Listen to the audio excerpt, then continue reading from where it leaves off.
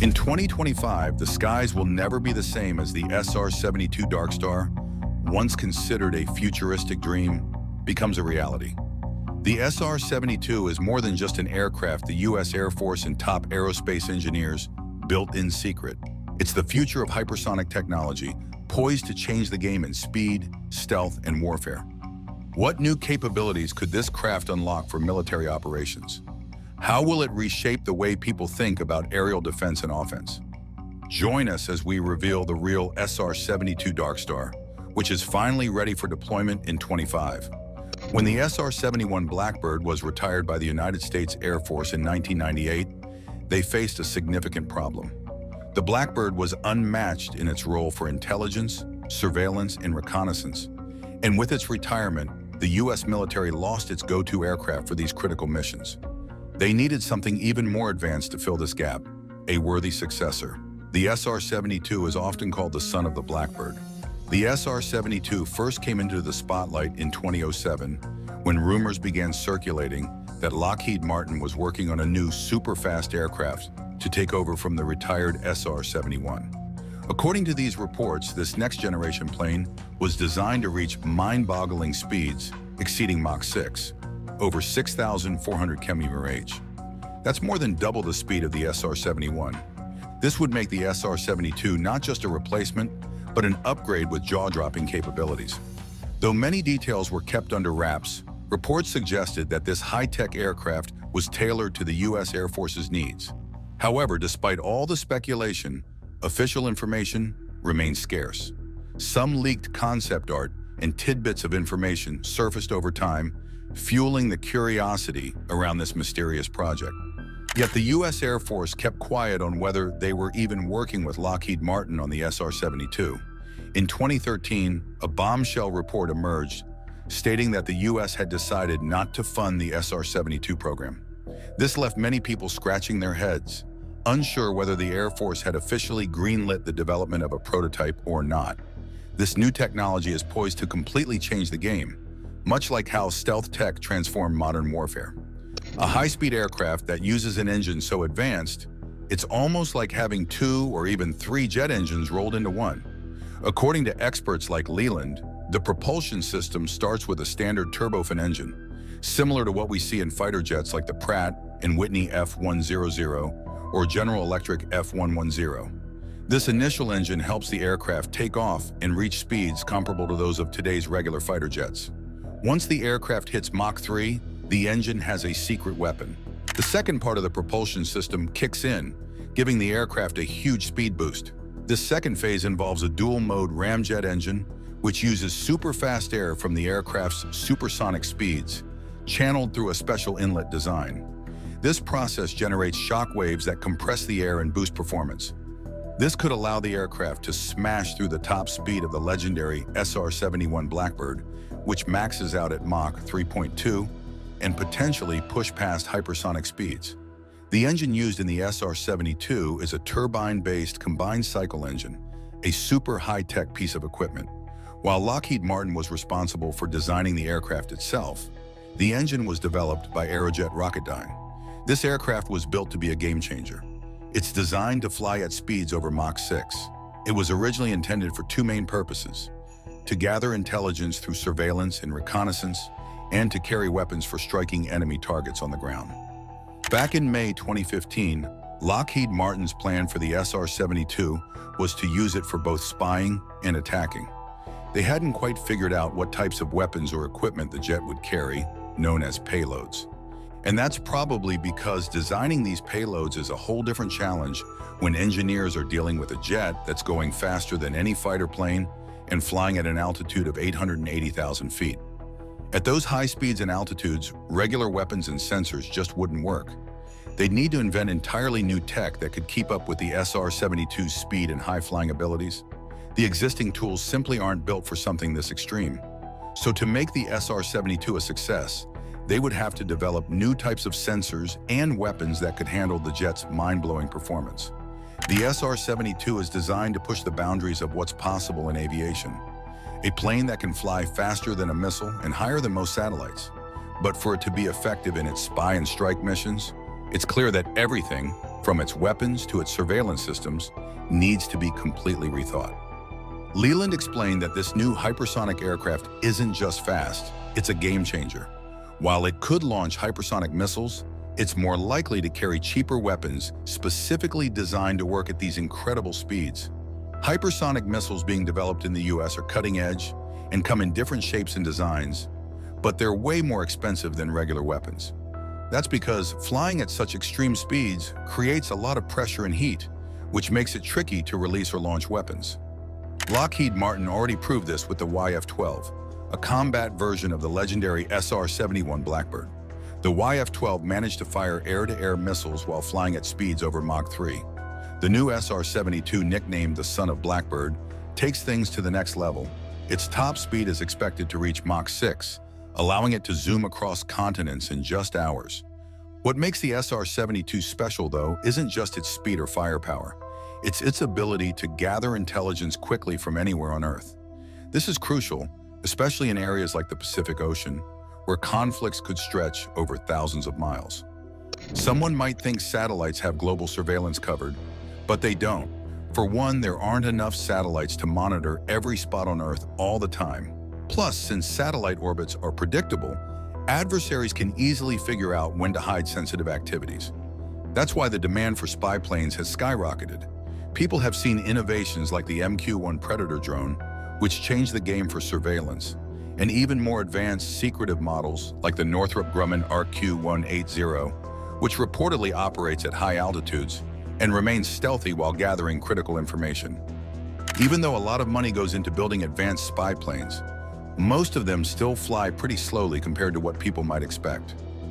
They operate at subsonic speeds, meaning they can't break the sound barrier. This makes getting critical information quickly a bit tricky. It all depends on where the plane is and whether it's ready to take off when needed. Take the MQ-9 Reaper as an example. It's a reliable drone that can stay airborne for over 24 hours. But it cruises at just 230 mph. At that speed, it would take a little over an hour to fly from New York to Boston. If someone is talking about a cross-country trip, like from New York to Los Angeles, looking at more than 10 hours in the air. Not exactly speedy when time is of the essence. If a hypersonic aircraft could hit Mach 6, such a plane could travel from New York to Boston in under 5 minutes. And if someone is flying coast to coast, that trip would shrink to just about 30 minutes.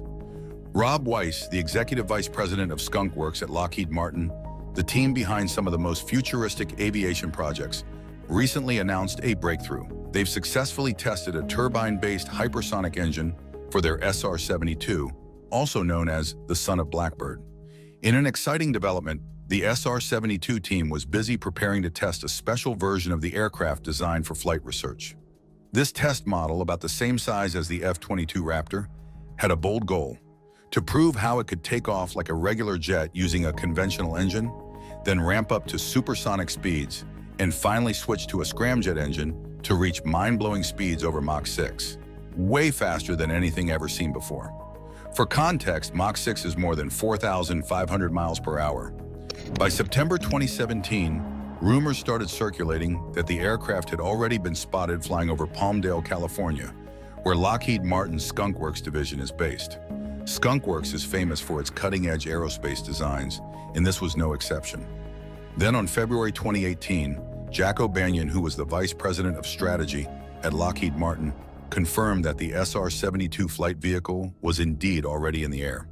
He shared with the Wall Street Journal that the aircraft was impressively agile at hypersonic speeds, and its engine was working reliably, which was a huge milestone for the project. As the SR-72's testing progressed, it began to attract global attention. But that wasn't all. Around the same time, Russian President Vladimir Putin made headlines by unveiling 2 new missile systems designed to fly faster than Mach 5. After Lockheed Martin made a big announcement, they quickly scrubbed all references to the SR-72 from their website and went silent on any updates from their executives. It was as if the project never existed. But behind the scenes, the company was still quietly moving forward with it. In the second quarter of 2022, Lockheed Martin revealed that they had lost a massive $225 million on a top-secret aeronautics project. But just 3 months later, the situation took a surprising turn. Reports came out saying that the customer had agreed to change the contract terms and pricing, meaning Lockheed wouldn't have to absorb all the extra costs that were racking up. Even with that good news, the losses kept climbing, reaching a jaw-dropping $335 million. This sudden jump suggests that the project's budget is much higher than initially expected, and all the clues point to something big and classified being developed for the U.S. Air Force. This is no small venture. The project has likely moved from early-stage development into full production, which is a huge step. One major indicator is the construction of a new production facility at Lockheed Martin's famous Skunk Works headquarters in Palmdale, California. Known as Building 648, this new facility is a key piece of the puzzle. It was completed on August 2021 and has already brought in a lot of new workers to help manufacture whatever is being built there. Lockheed Martin's massive 215,000 square foot facility, known as an intelligent, flexible factory, is making waves in the world of manufacturing. This innovative building is designed to save both time and money when it comes to setting up new production lines. By combining cutting-edge technology like artificial intelligence, augmented reality, and some seriously cool robots called Cobras. These Cobras, or Combined Operation Bolting and Robotic Auto Drill Systems, are big, efficient machines that help automate some of the toughest tasks in production. When Lockheed's Skunk Works team first unveiled these robots, they were working on the X-59 Quiet Supersonic Transport, also known as Quest, a groundbreaking aircraft designed to reduce the loud sonic boom that typically comes with supersonic flight. But here's the thing, Skunk Works isn't just focused on one or two test projects. There's a whole lot more happening behind the scenes.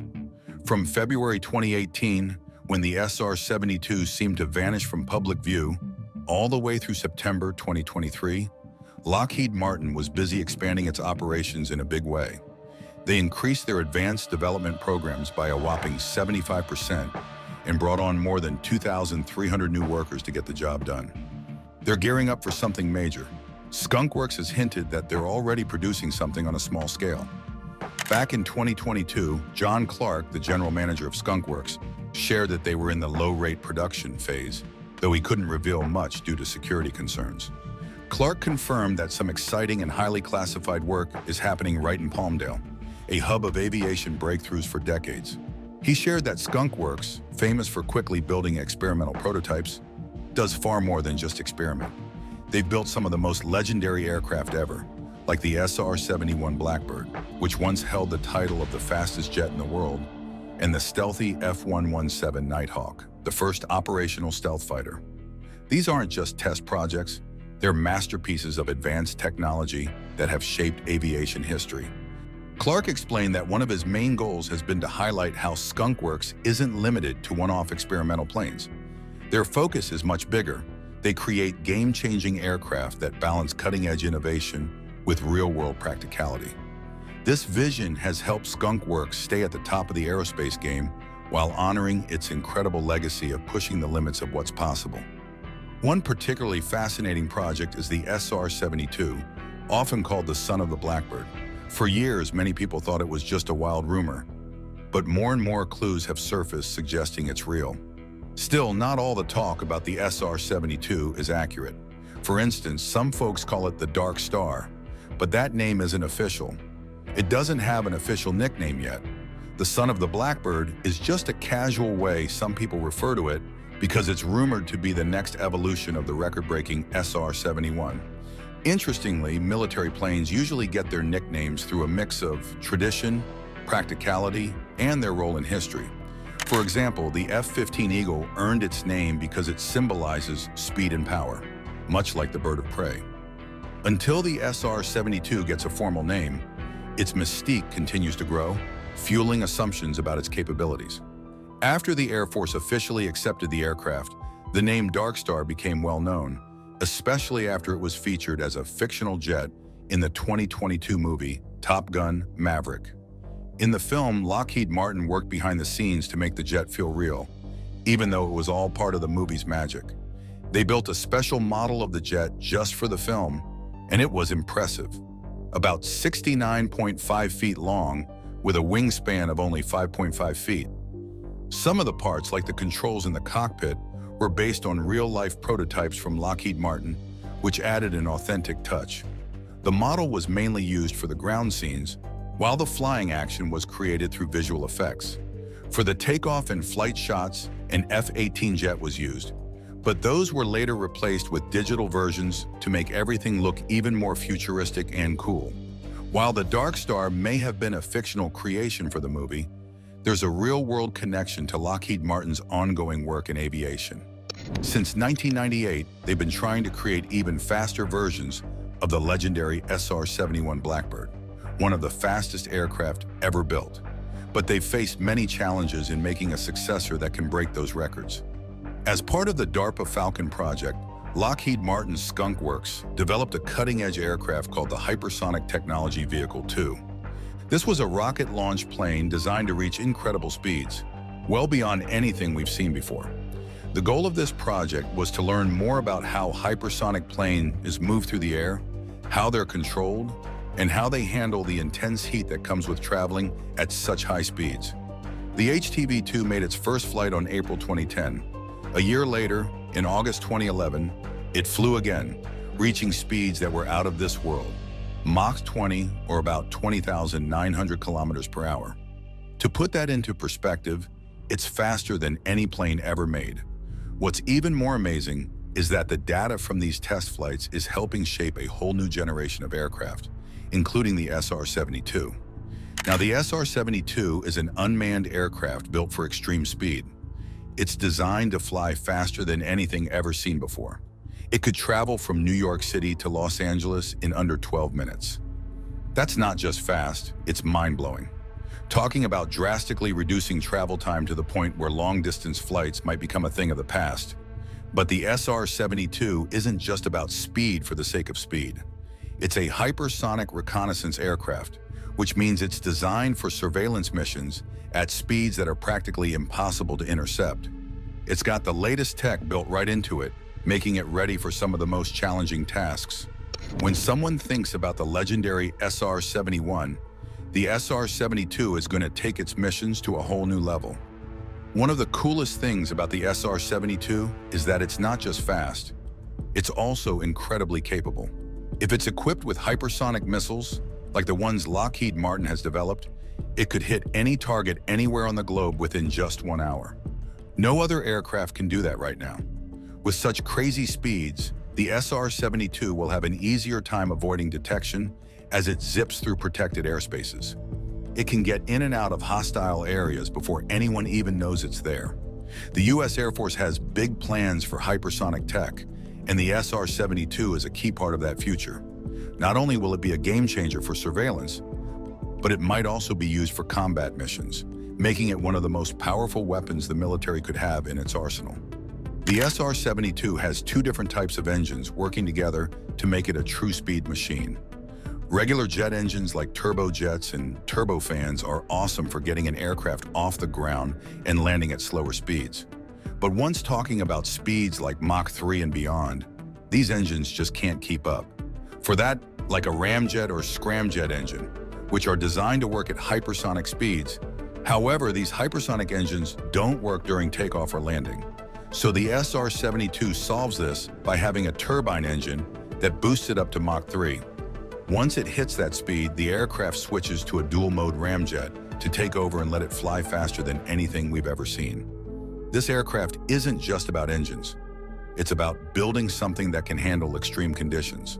In the past, experimental aircraft like the X-43 and X-51 were mainly used to test scramjet technology and see if hypersonic flight was even possible. SR-72, though, is built to perform, and that's why it's made using advanced materials like carbon-carbon composites. These materials can handle way more heat than the titanium used in the SR-71, which means the SR-72 won't melt or break down while flying at crazy high speeds. Flying at Mach 5 or faster generates intense heat, which, if not controlled, could destroy an aircraft. But the SR-72's carbon composites are built to take that heat and keep going. One of the biggest challenges for the SR-72 is dealing with the intense heat generated when flying at Mach 6. At those speeds, the air friction creates extreme temperatures that can push the limits of engineering. There are two main ways to tackle this issue. One is using a cold structure, similar to the heat-resistant tiles on space shuttles, which are designed to deflect and endure high heat. The other option is a warm structure made from heat-tolerant materials like titanium, which can handle intense temperatures without breaking down. The SR-72 is expected to be a marvel of design, built for unmatched speed, stealth, and adaptability. Unlike earlier hypersonic planes, this one might include cutting-edge systems like artificial intelligence to enable autonomous flight, making it smarter and more efficient. However, stealth could be a tricky challenge. Traditional radar-absorbing materials may struggle with extreme heat, and the heat trail left behind by the plane could make it more visible on radar. But here's the catch. Its blistering speed could make it nearly untouchable by most non-hypersonic missiles, so these issues might not matter as much. To power such an advanced aircraft, the SR-72 might need a special type of fuel. Its predecessor, the SR-71 Blackbird, used a unique fuel called JP-7, designed specifically for high-speed missions. JP-7 had a high flash point, meaning it was much safer to handle since it didn't ignite easily at lower temperatures. It also had another clever function. It helped cool the plane's engines and other systems, which were constantly battling intense heat during flight. Lockheed Martin is exploring the use of regular fuel for its advanced aircraft, aiming to make operations simpler and more cost-effective. If all goes as planned, this futuristic aircraft could take to the skies by 2030. Back in 2017, Lockheed Martin revealed that its hypersonic engine was finally ready for real-world applications after extensive testing. A prototype with a single engine is set to begin flights in 2025, while a twin-engine version might follow and be fully operational by 2030.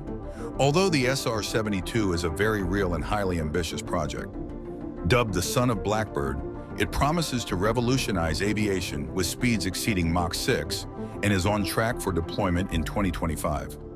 Another jaw-dropping aircraft in the works is the U.S. military's sixth-generation fighter jet, known as the NGAD. This cutting-edge fighter is being developed to outshine even the most advanced fifth-generation jets, like the F-22 and F-35. Its advanced stealth technology will ensure it remains nearly invisible across a wide range of wavelengths, designed to handle the threats of tomorrow.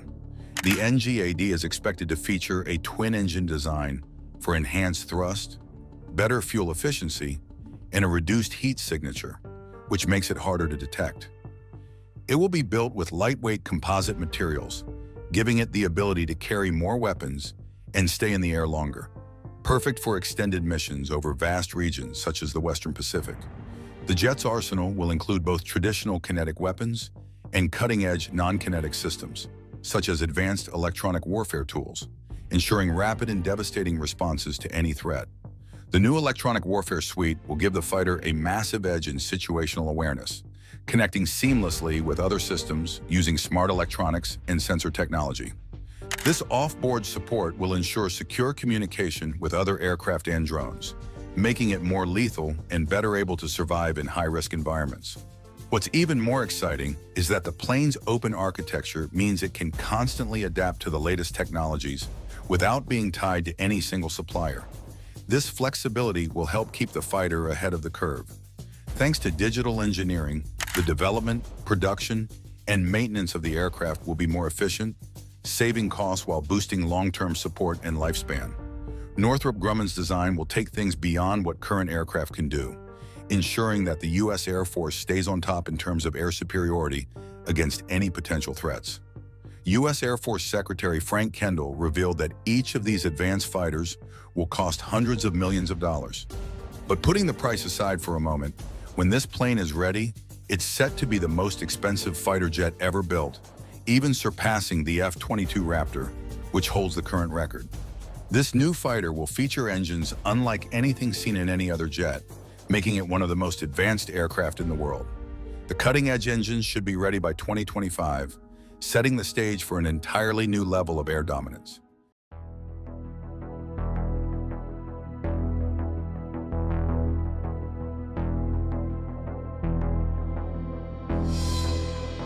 Since the end of the Second World War, relations between the United States and Russia have steadily worsened, marked by mounting tensions over decades. Amid these rivalries, rumors hint at a groundbreaking American innovation, an anti-gravity aircraft. If real, this advanced technology could redefine modern warfare. But does such a craft truly exist? And if so, what are its capabilities? And what breakthroughs led to its development? Join us as we unveil the new anti-gravity aircraft that the United States is testing to combat Russia. American aviation companies have pushed the boundaries of technology and worked on secret projects for years, and some of these projects have been well hidden until now. These secret projects can be linked to a particular region, the Antelope Valley. Antelope Valley, nestled between Palmdale and Lancaster, California, is home to some of the most advanced military facilities and top aerospace contractors.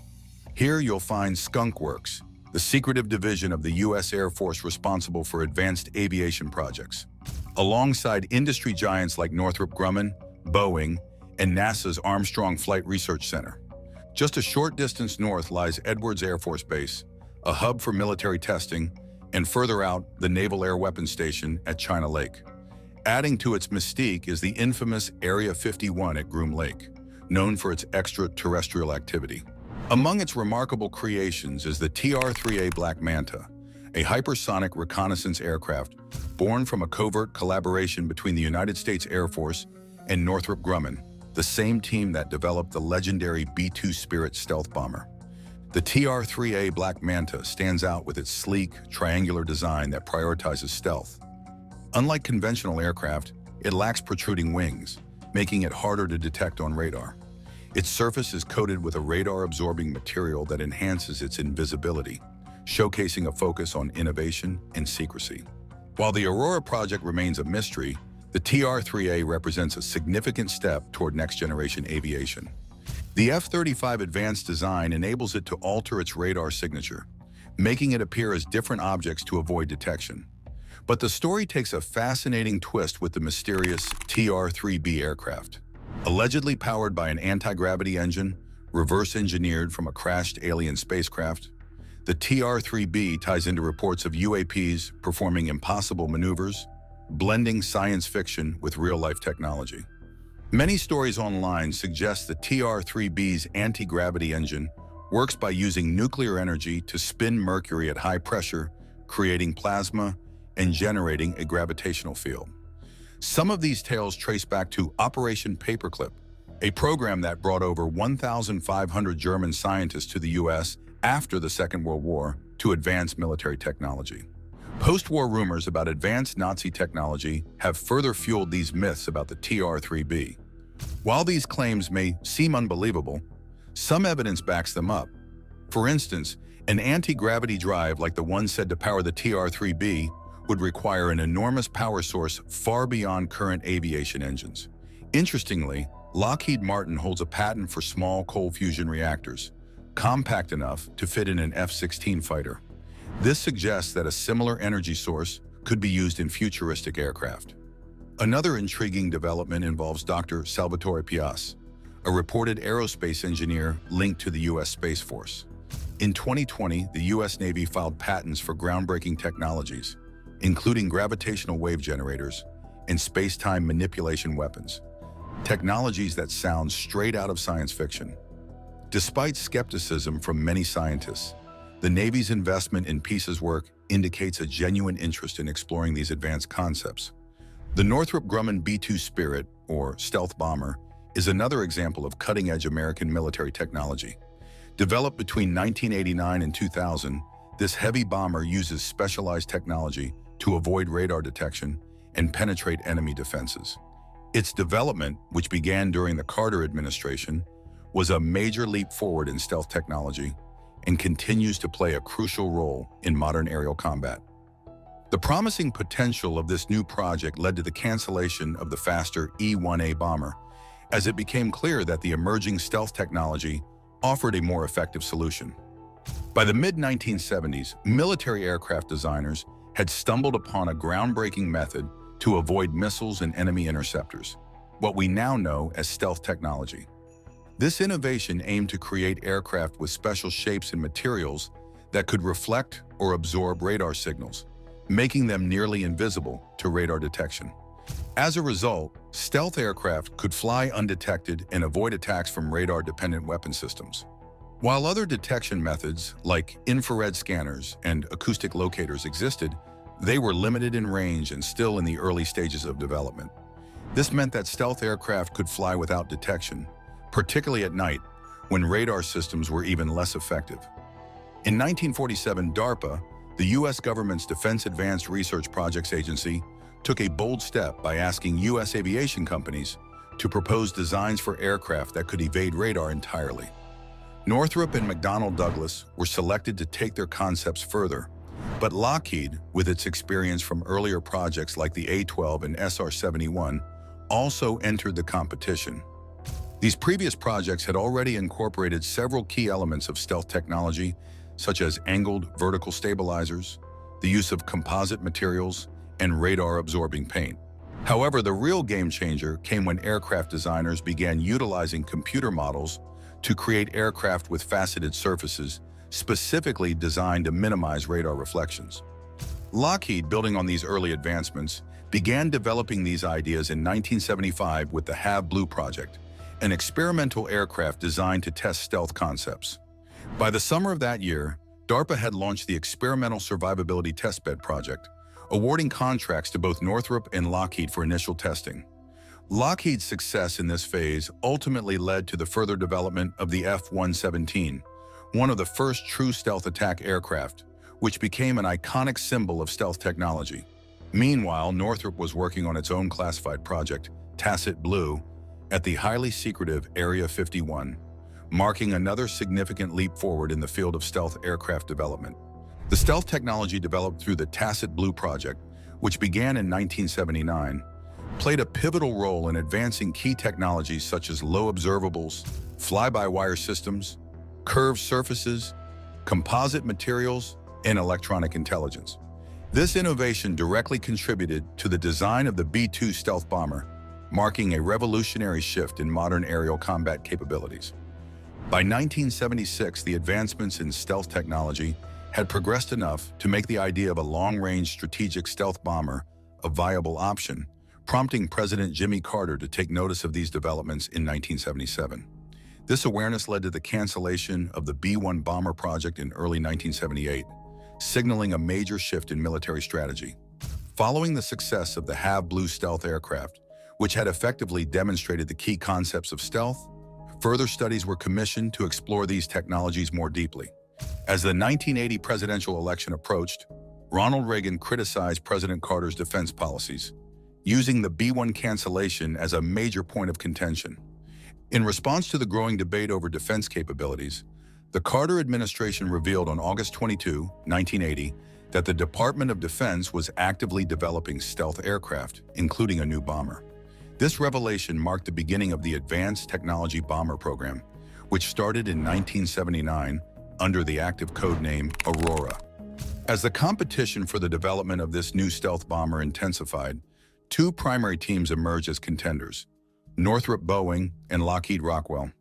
Both companies proposed flying wing designs, with Northrop drawing on its experience from the YB-35 and YB-49 projects to present a larger design, while Lockheed's design included a small tail. In 1979, designer Hal Markarian sketched a concept that closely resembled the final B-2 design. Initially, the Air Force aimed to acquire 165 of these advanced bombers. However, after careful consideration, Northrop's design, known as Senior Ice, was selected over Lockheed's Senior Peg, and the bomber was eventually designated the B-2, nicknamed the Spirit. Throughout the development process, the mission profile for the B-2 shifted from high-altitude bombing to low-altitude terrain-following operations, which added significant complexity to the project. This shift delayed the aircraft's first flight by 2 years and increased the program's cost by approximately $1 billion. By 1989, an estimated $23 billion had been invested in the B-2's research and development.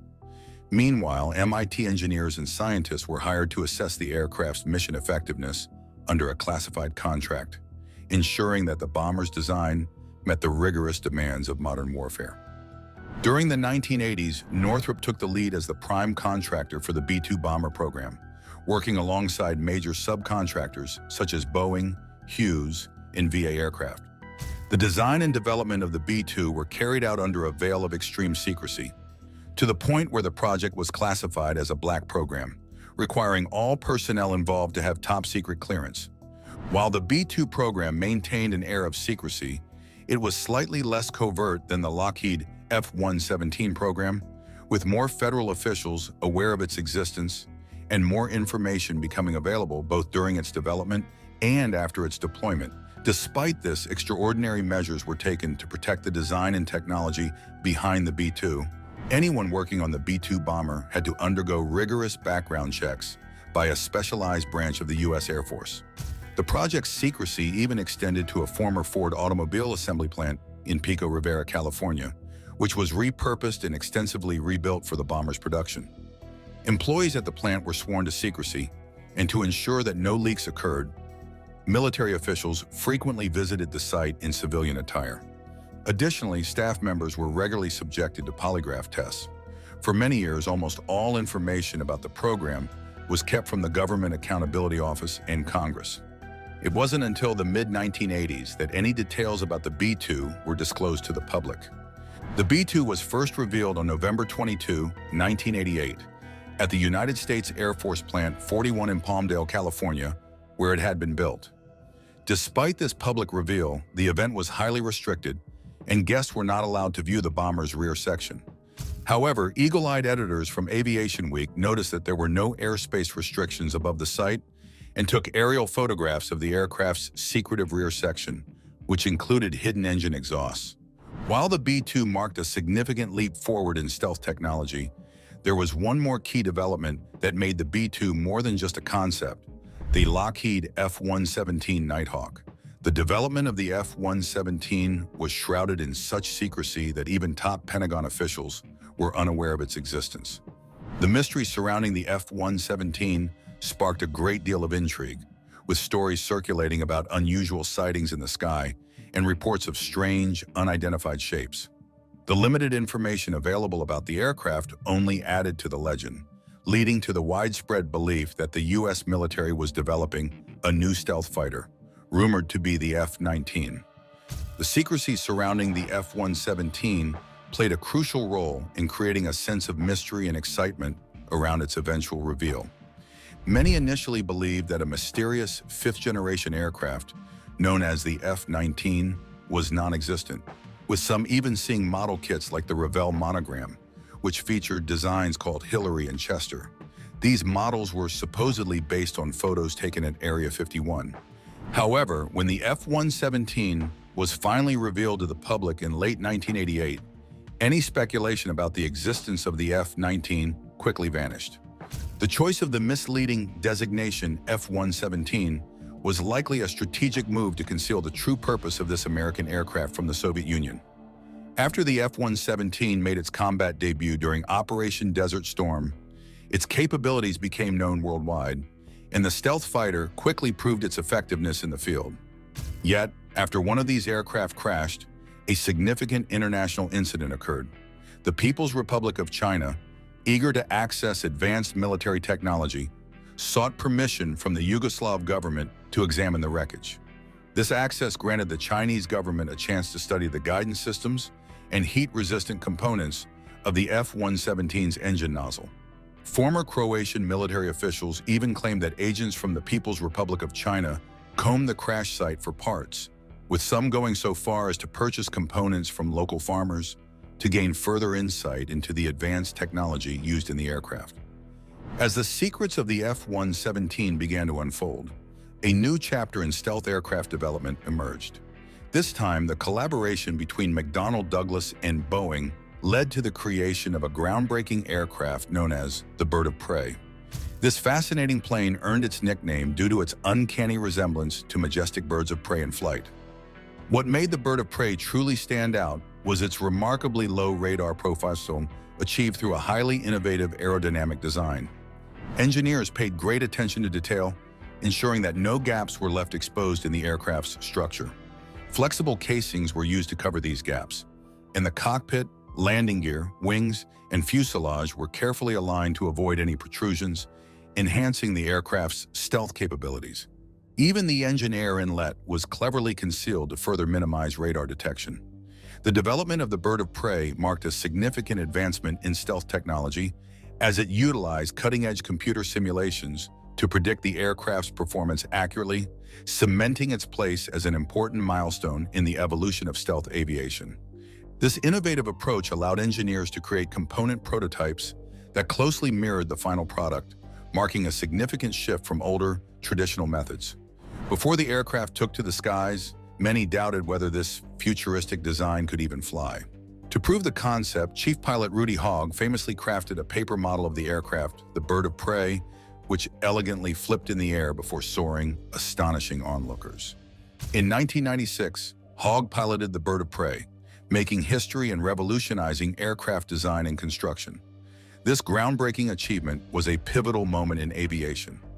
Today, the bird of prey is no longer hidden away in secret locations like Area 51.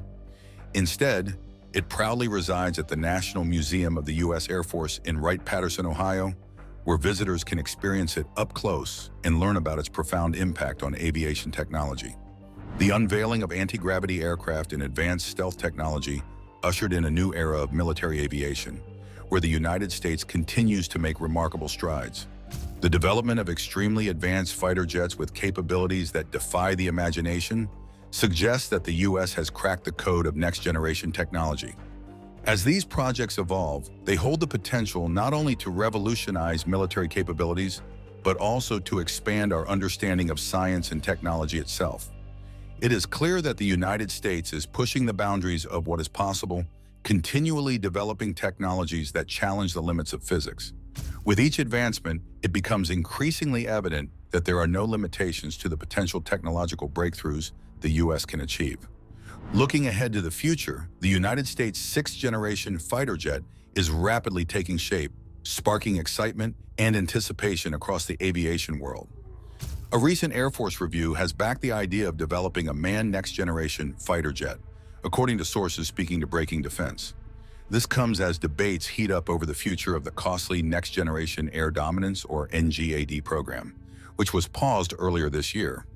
Although the Trump administration holds the final say on whether to move forward with NGAD, the review's findings could make a strong case for reviving the program and awarding a contract for the advanced fighter. Air Force Secretary Frank Kendall confirmed that the analysis supports a manned next-gen fighter, but noted that factors like cost will play a key role in the final decision. Reports suggest that while there's value in developing a next-generation crewed fighter, the proposed NGAD design comes with steep costs that might be hard to justify.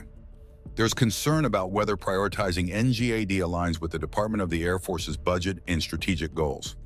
Officials are also exploring alternatives and weighing the risks and costs of different options, leaving all possibilities open for now. The NGAD program has been temporarily paused as the Air Force grapples with budget constraints, emerging threats, and competing priorities. One major focus has shifted to the development of drone wingmen, known as collaborative combat aircraft, which could significantly enhance the capabilities of manned fighters and play a key role in the NGAD ecosystem.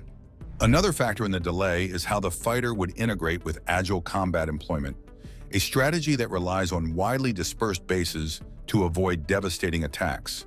Concerns about the vulnerability of these bases and the need for supporting elements like a next-gen tanker have added complexity to the decision-making process. To address these challenges, Air Force leaders brought in experts and researchers for a thorough review, aiming to finalize their approach in time for the fiscal 2026 budget. However, the decision has been deferred to the incoming Trump administration. While no details of the analysis have been shared, officials hint that the NGAD concept is nearly ready, though further review might be requested by the new administration. The Air Force's hesitation over the NGAD program sent ripples through the defense industry, which had been preparing for a major decision after a decade of development. Companies like Boeing and Lockheed Martin are rumored to be top contenders for the contract to produce what could be the world's first sixth-generation fighter jet.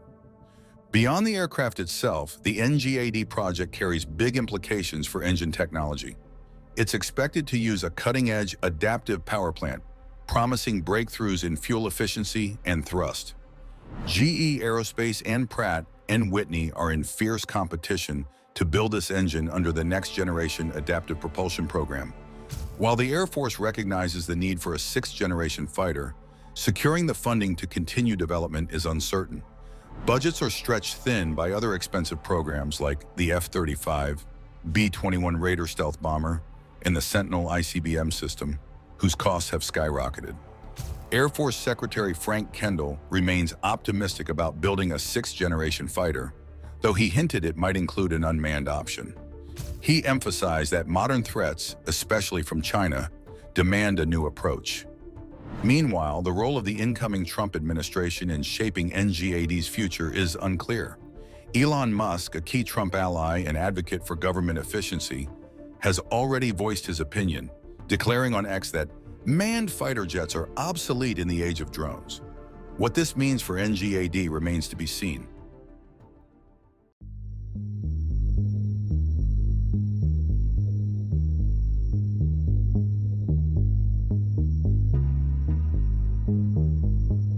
The Raptor is back with upgraded capabilities, making it more lethal than ever. As the development of sixth-generation aircraft faces delays, renewed attention has turned to the F-22 Raptor, a fifth-generation fighter that once ruled the skies. However, the F-22 is no longer just a relic of the past.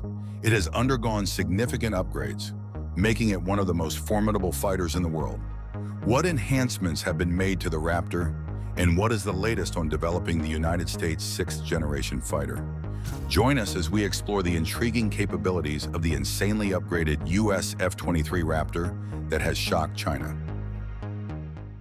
The F-22 was initially developed as part of the Air Force's Advanced Tactical Fighter Program, which began in 1981. At that time, the Air Force set out to create a next-generation air superiority fighter to replace the iconic F-15 Eagle. The Cold War was still ongoing, and while the F-15 was designed to counter the Soviet MiG-25, the Air Force anticipated that the Soviets would eventually develop a new fighter to challenge the F-15's dominance. To maintain America's technological edge, the Air Force moved quickly. By 1985, it was requesting proposals, and by 1991, the YF-22 prototype was already flying and had won the competition to enter production. In 1997, the first production, F-22, took flight, and by 2005, it was officially in service. However, just as Lockheed Martin secured the contract to build the F-22, the Soviet Union collapsed, marking the end of the Cold War. The United States no longer faced a formidable nation-level opponent, but instead engaged in conflicts with terrorist groups that lacked significant air defenses. This shift in focus led to a dramatic reduction in the number of F-22s planned.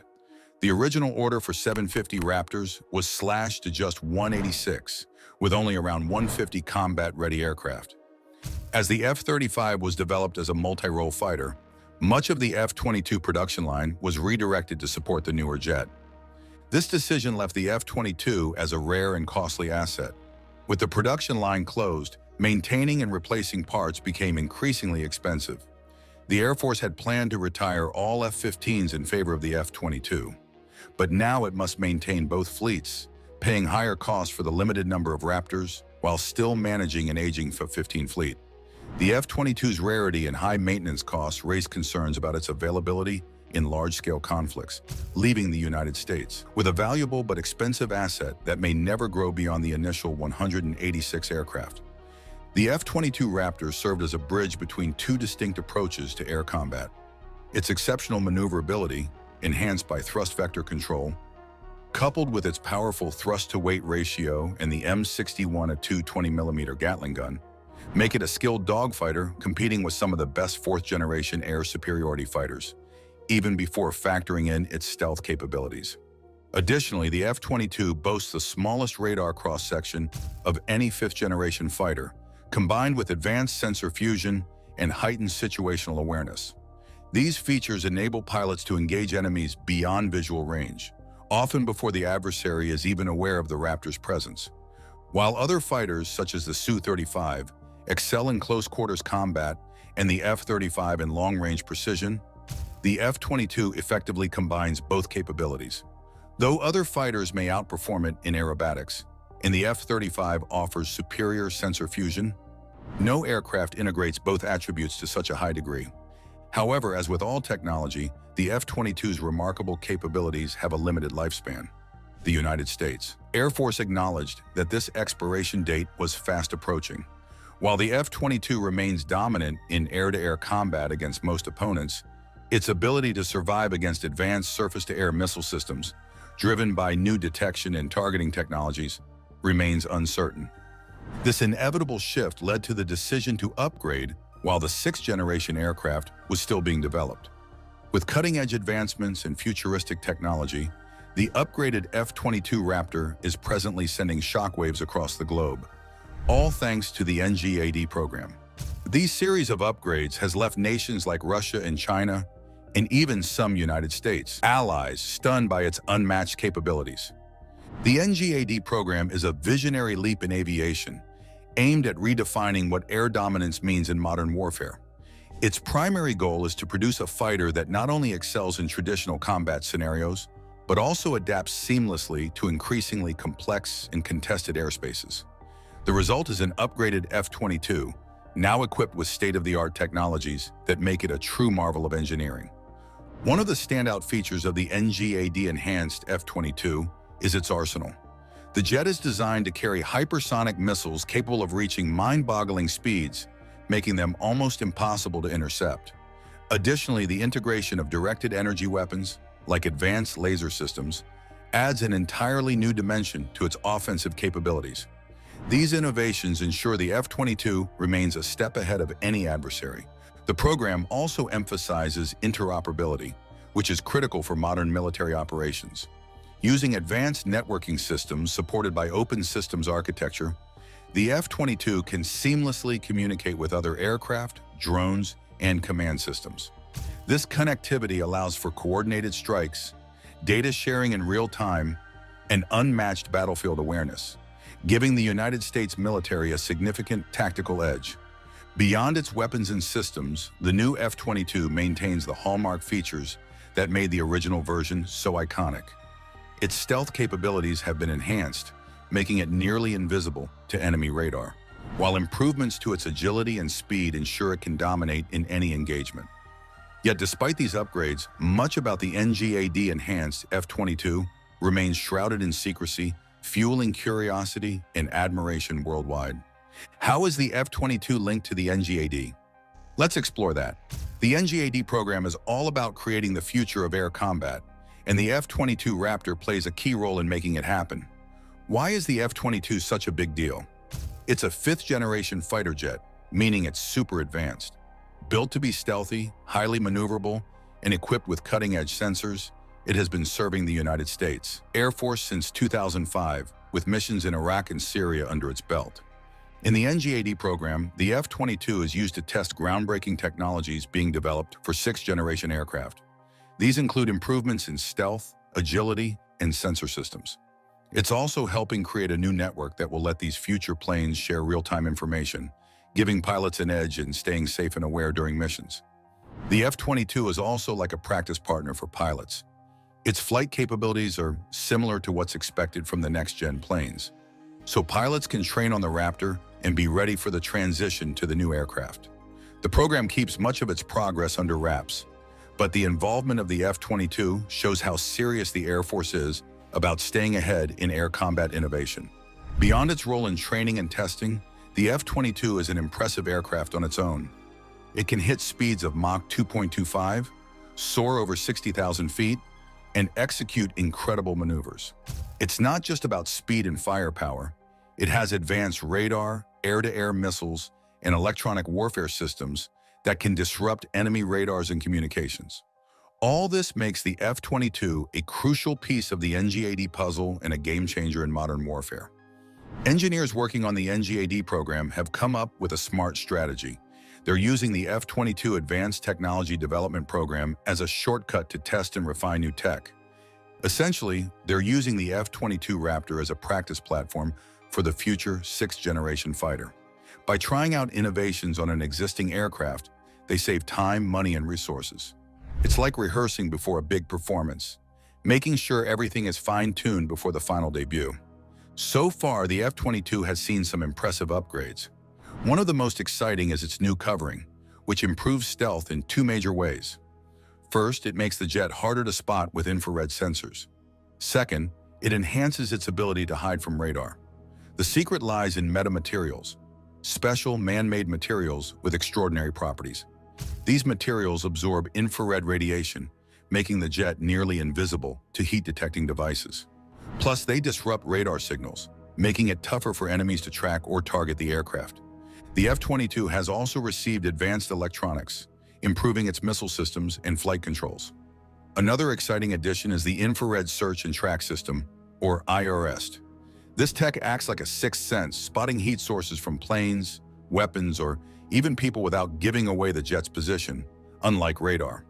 Thanks to these upgrades, the F-22 is stealthier, smarter, and even more capable of outmaneuvering its opponents.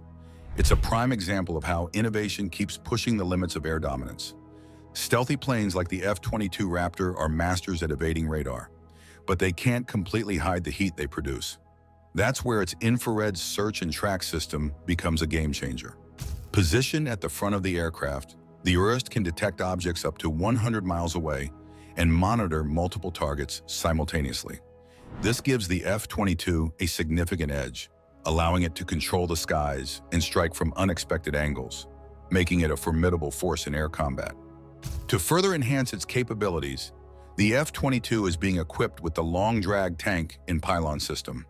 This new fuel tank system, crafted from lightweight materials, is designed to attach beneath the aircraft with minimal aerodynamic drag. The LDTP greatly improves the Raptor's operational range by adding an impressive 1,800 gallons of fuel, extending its range to over 2,000 miles.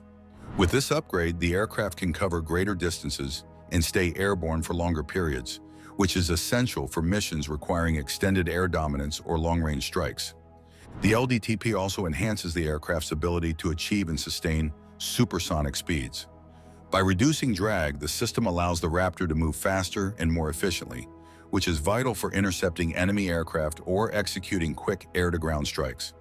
This improved speed performance ensures that the F-22 remains a powerful and reliable tool for various mission scenarios. Safety is another key feature of the LDTP. The fuel tank can be jettisoned in emergencies, and it comes equipped with a parachute to ensure it lands safely away from the aircraft. This capability not only improves pilot safety, but also minimizes risk to the aircraft itself during critical situations, adding an extra layer of security. In addition to these upgrades, the F-22 is receiving advanced weaponry to maintain its combat edge. Among these improvements is the AIM-260 long-range missile, designed to counter modern threats. This next-generation missile extends the aircraft's reach and effectiveness, ensuring it can handle adversaries in increasingly complex combat environments. With these enhancements, the F-22 Raptor is evolving to meet the demands of modern warfare. Its upgraded systems, increased range, enhanced speed, and improved weaponry make it even more capable of dominating the skies and maintaining its status as one of the world's most advanced fighter jets. The F-22 Raptor shows its ability to adapt to modern aerial combat with the addition of the AIM-260 JAD-EM, a long-range air-to-air missile designed to replace the AIM-120 AMRAAM. Expected to have a range exceeding 100 miles, it outmatches the AIM-120 with improved agility and advanced electronic warfare capabilities. Although still under development, the AIM-260 JATM is set to enter service in the early 2030s, allowing the F-22 to engage targets more precisely and at greater distances. However, despite these impressive improvements, the Raptor's avionics remain outdated. The aircraft wasn't designed with modularity in mind, meaning its hardware and software are closely linked, making updates difficult. These systems were built when the Air Force expected a large fleet of Raptors to communicate mainly with each other, not with other aircraft. As a result, upgrading the software alone isn't enough. The Raptor would need significant hardware replacements to match the advanced avionics of newer platforms like the F-35. In fact, the Raptor's outdated hardware prevents direct communication between itself and the F-35, requiring a third platform to bridge the gap. Another challenge comes from the F-22's radar-absorbent coating, which is vulnerable to damage from high-speed flight and is costly to repair. While the F-35 also faces this issue, its design benefits from lessons learned from the Raptor, resulting in a more durable coating and better integration of radar-absorbent materials into the aircraft's structure. With the current upgrades already costing nearly $11 billion, completely modernizing the Raptor to compete with future fighters would likely cost a substantial portion of what it would take to develop a new, more advanced fighter to replace it. While the F-22 remains an exceptional dogfighter, bringing its avionics up to current standards and reducing its operational costs would require a massive investment. Even with these upgrades, the Air Force would only have about 150 combat-ready Raptors, with replacement parts still scarce, and no way to replace airframes that age out, are damaged, or are lost in combat. Despite the F-22 Raptor's impressive abilities, losing some of its airframes in a conflict with a near-peer like China would be almost inevitable. Having the world's top dogfighter would not matter much if the cost of losing it in battle is too high. While the F-22 will likely remain a key part of America's air superiority strategy into the 2030s, its time as the dominant fighter is nearing its end. The Next Generation Air Dominance program is swiftly advancing and will soon take the lead. This new fighter is expected to become the foundation for the next generation of aircraft, just as the F-22 did before it. However, the full details of what NGAD will offer remain unclear. What is known is that NGAD will work alongside a group of drone wingmen to extend sensor range, engage targets, and possibly even sacrifice themselves for the piloted fighter. Though a technology demonstrator has already flown, the public remains uncertain about its appearance, with official designs showing a delta-winged aircraft without vertical tails. This suggests NGAD may not only be stealthy against high-frequency targeting, like the F-22, but could also defeat detection from low-frequency arrays that can currently spot most stealth fighters. It's also expected to have a much greater range than the F-22, improving operations across vast areas like the Pacific. However, it's unlikely that this new fighter will combine combat styles as the F-22 does, likely focusing more on stealth, sensor fusion, and long-range weapons to defeat opponents from a distance, rather than relying on close-range dogfights. This leads us to a very important question that has sparked global curiosity. When would the NGAD become fully operational? Until recently, the NGAD program was expected to be ready for deployment by the 2030s. The Air Force had planned to select a prime contractor in 2024, with Lockheed Martin and Boeing considered the primary contenders. However, on June 13, Air Force Chief of Staff General David Alvin suggested the service might reconsider its plans due to financial limitations. He later clarified that discussions were ongoing and the department was evaluating several challenging options. The NGAD program began in 2014 with the Defense Advanced Research Projects Agency, evolving into a broader initiative to include collaborative combat aircraft and advanced command and control systems. Over the past decade, emerging threats may have led the Air Force to reassess some initial requirements, potentially delaying the program's progress. According to J.J. Gertler, Senior Associate at the Center for Strategic and International Studies, the Air Force might now be considering a larger NGAD airframe, possibly a platform the size of a bomber. While such a platform might not be ideal for close combat, it could dominate enemy airspace, offering increased range and versatility compared to traditional fighters. The rapid advancements in unmanned technologies, especially CCAs, are also influencing the Air Force's decisions. General Alvin explained that the focus is not only on optimizing human-machine collaboration, but also on developing capabilities in new ways. However, larger drones may eventually be necessary to accommodate additional size, weight, and power requirements, contributing to air superiority and compensating for any shortfall in operational F-22s. Budget constraints are a major concern for the Air Force, with Secretary Frank Kendall confirming that the department is reevaluating its budget plans for fiscal year 2026. In addition to the NGAD, the Air Force is managing other costly programs, including the B-21 Raider stealth bomber and the Sentinel ICBM system. Like the Navy, the Air Force faces financial challenges that might influence its decision on the NGAD program's future. The Air Force has requested $2.7 billion for NGAD in its FY25 budget, but continued funding issues and the need to modernize its aging forces, including the nuclear triad, could force difficult trade-offs. Given the uncertain budget outlook, some lawmakers may interpret the Air Force's cautious approach as a sign of a program in jeopardy. However, Gertler believes the focus remains on adapting the NGAD to meet evolving threats rather than solely on financial constraints. With several options under consideration, the Air Force may opt for an iterative approach, continuously refining the NGAD as new technologies and lessons are learned. This could allow for timely delivery and improved cost management. Alternatively, the Air Force might deploy an initial version of the aircraft that may not meet all long-term goals, but serves as a stepping stone for future iterations. Ultimately, the Air Force's next steps with NGAD will depend on balancing budgetary challenges with the evolving threat landscape, ensuring that the United States maintains its technological edge in the skies. With China's sixth-generation aircraft prototypes already soaring the skies, this might just be a catalyst to speed up the development process of the NGAD.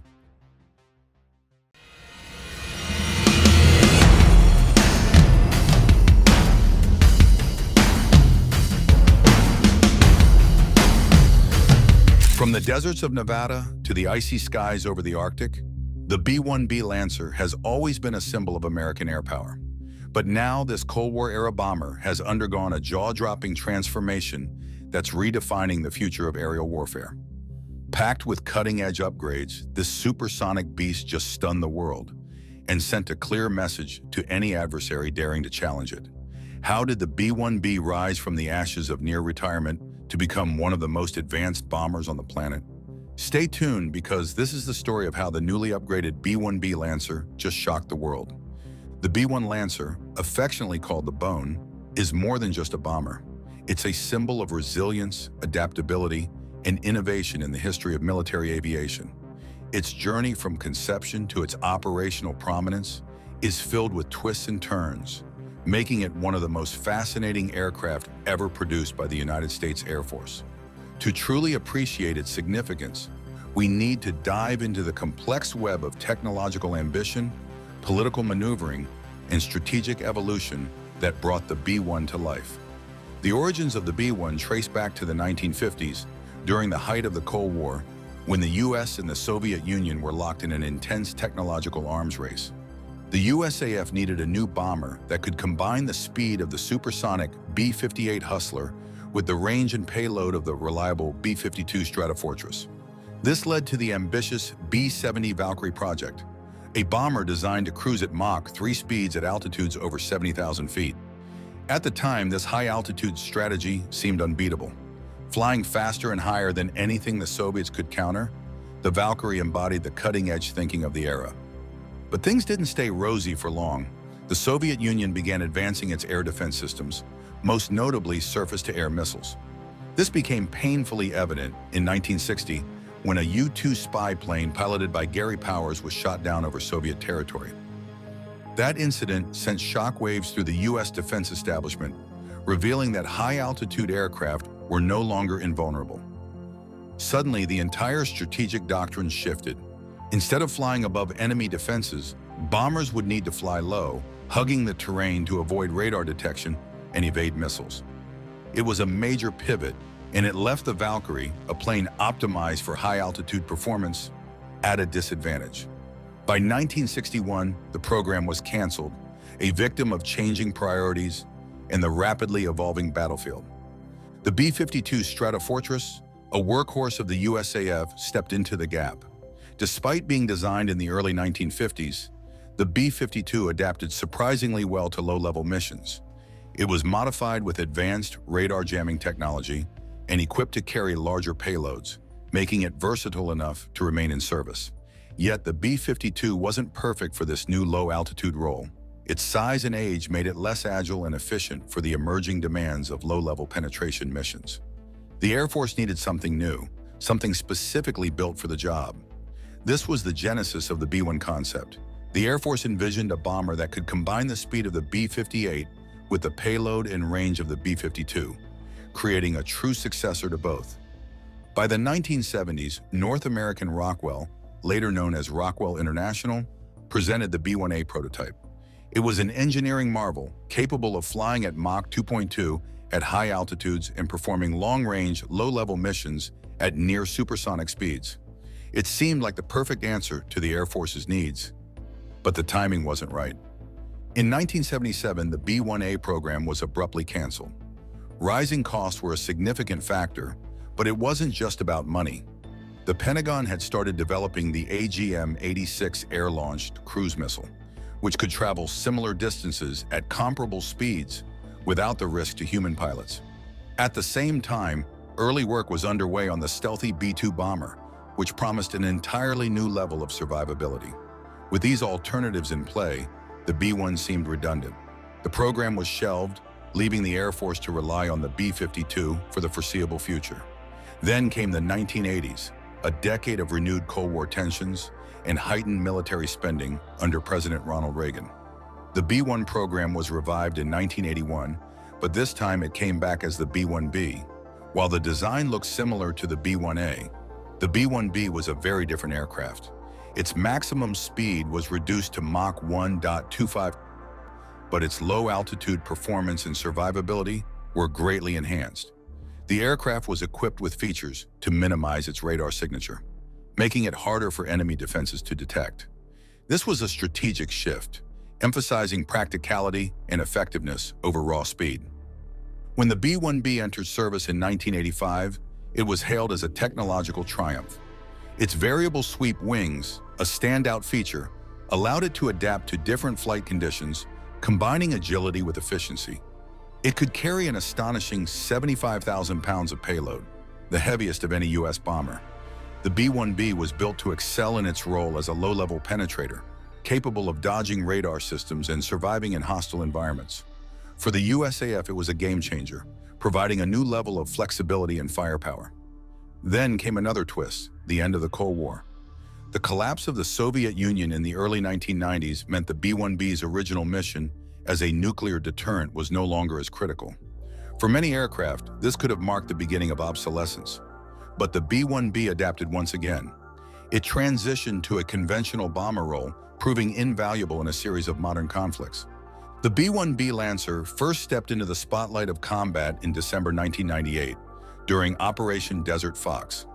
This was a short but intense 4-day campaign aimed at punishing Saddam Hussein's regime for refusing to cooperate with United Nations weapons inspectors. For the B-1B, it was like finally being called off the bench after years of preparation. This wasn't some test run or training exercise. It was the real deal. What made the B-1B such a standout was its ability to carry a jaw-dropping 75,000 pounds of bombs, more than any other bomber in the U.S. arsenal. During Desert Fox, it was tasked with taking out high-value targets in Iraq, including military infrastructure and command centers. Flying low and fast, the B-1B used its advanced terrain-following radar to hug the ground, staying under the radar and evading enemy defenses. It was the perfect way to show the world, and maybe even skeptics within the U.S. military, that this Cold War-era bomber had found a new purpose. Then came 1999 and Operation Allied Force, NATO's campaign to halt the humanitarian crisis unfolding in Kosovo. This time, the B-1B wasn't just showing up, it stole the show. Imagine it. Only 6 B-1Bs were deployed for the operation, but these 6 aircraft managed to drop more than 20% of the total bombs used. That's right, just 6 planes delivered a fifth of the entire campaign's firepower while flying less than 2% of the sorties. So how did they pull that off? Well, it all comes down to the B-1B's unique combination of strengths. Its ability to carry mixed payloads, everything from precision-guided JDAMs to cluster bombs, meant it could tackle a wide range of missions. One sortie might target an enemy stronghold, while the next could involve crippling key infrastructure like bridges or supply depots. And thanks to its long-range and in-flight refueling capability, the B-1B could strike targets deep within Serbian territory without needing bases nearby. That kind of reach is a game-changer in modern warfare. The B-1B also brought precision to the table, which was crucial during Allied force. This wasn't just about dropping bombs, it was about hitting the right targets while minimizing collateral damage. Its advanced navigation and targeting systems allowed it to strike with pinpoint accuracy, even in bad weather. A huge deal in the mountains of the Balkans. And it wasn't just about planned strikes. The The B-1B could loiter over the battlefield, ready to hit emerging targets as the situation evolved. By the end of these campaigns, the B-1B had proven itself as more than just a Cold War relic. It had transformed into a versatile, highly effective weapon of modern air power. Whether dropping a massive payload or delivering precision strikes, it showed that it was more than capable of meeting the demands of the 21st century battlefield. The B-1B's role in these conflicts highlighted its enduring relevance. Its ability to carry large payloads over long distances made it a critical asset in scenarios requiring rapid response and sustained firepower. Upgrades over the years have kept the aircraft modern, with improvements to its avionics, communications, and weapon systems. For example, a game-changing moment came when the B-1B was outfitted with the Sniper Advanced Targeting Pod, ATP. This wasn't just another upgrade, it was like giving the bomber a brand new perspective. Suddenly, this Cold War giant could see the battlefield with astonishing clarity, turning it into a precision strike powerhouse that would redefine its role in modern warfare. So what makes the Sniper ATP so special? Imagine giving the B-1B a set of high-tech eyes. This pod is equipped with high-resolution, forward-looking infrared, FLIR, and television sensors that allow the crew to see the battlefield like never before. But it doesn't just look forward, it gives a full 360-degree view, even letting the crew see what's happening behind the aircraft. For a bomber flying miles above enemy territory, that's a serious tactical advantage. The Sniper ATP also excels at spotting and identifying targets from way beyond the range of enemy defenses. It's a huge leap forward, especially for missions like destroying enemy air defenses. The system keeps the B-1B safely out of harm's way while delivering devastating precision. And in urban counterinsurgency missions, where collateral damage is a constant concern, it allows the bomber to stay far enough away that insurgents don't even hear the jet coming. It's stealthy, strategic, and incredibly effective. Lieutenant Colonel Kevin Kennedy, commander of the 34th Bomb Squadron, summed it up perfectly when he said, "The Sniper ATP is a long-range precision targeting system that supports the precision strike mission by providing positive target identification, autonomous tracking, coordinate generation, and precise weapons guidance from extended standoff ranges. In simpler terms, it's a tool that ensures you hit exactly what you're aiming for. Nothing more, nothing less." One of the coolest features of the Sniper ATP is its live video streaming capability. This is how it works. The pod captures high-resolution video of the battlefield, and that footage is sent directly to ground forces in real time. This means troops on the ground see exactly what the bomber crew sees. It's like having a flying reconnaissance and command center, providing constant updates. Ground commanders can confirm targets, adjust strategies, and assess damage without missing a beat, all thanks to the B-1B. And here's another win. The Sniper ATP is incredibly maintenance-friendly. It's designed for quick fixes, so if something goes wrong, maintainers can isolate and replace parts in less than 20 minutes. This means less downtime and more time in the air, which is exactly where the B-1B is needed most. Now, the B-1B wasn't the first aircraft to use the Sniper ATP. It was already in action on planes like the F-15E Strike Eagle, F-16 Fighting Falcon, and A-10 Thunderbolt II, but adding it to the B-1B was a game-changer.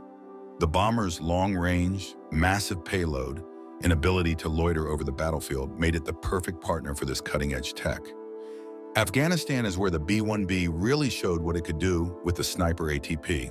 In 2012, 9 bombers from the 9th Expeditionary Bomb Squadron flew an incredible 770 sorties during their deployment. That's 9 aircraft providing constant support across an entire country. Thanks to its ability to carry a huge payload and stay airborne for hours, the B-1B could support multiple ground operations in a single mission. Ground troops loved it because they knew they could rely on it for timely and overwhelming firepower. What made the B-1B even more effective in Afghanistan was the Sniper ATP's precision. This wasn't about carpet bombing or overwhelming force. It was about pinpoint strikes that minimized collateral damage.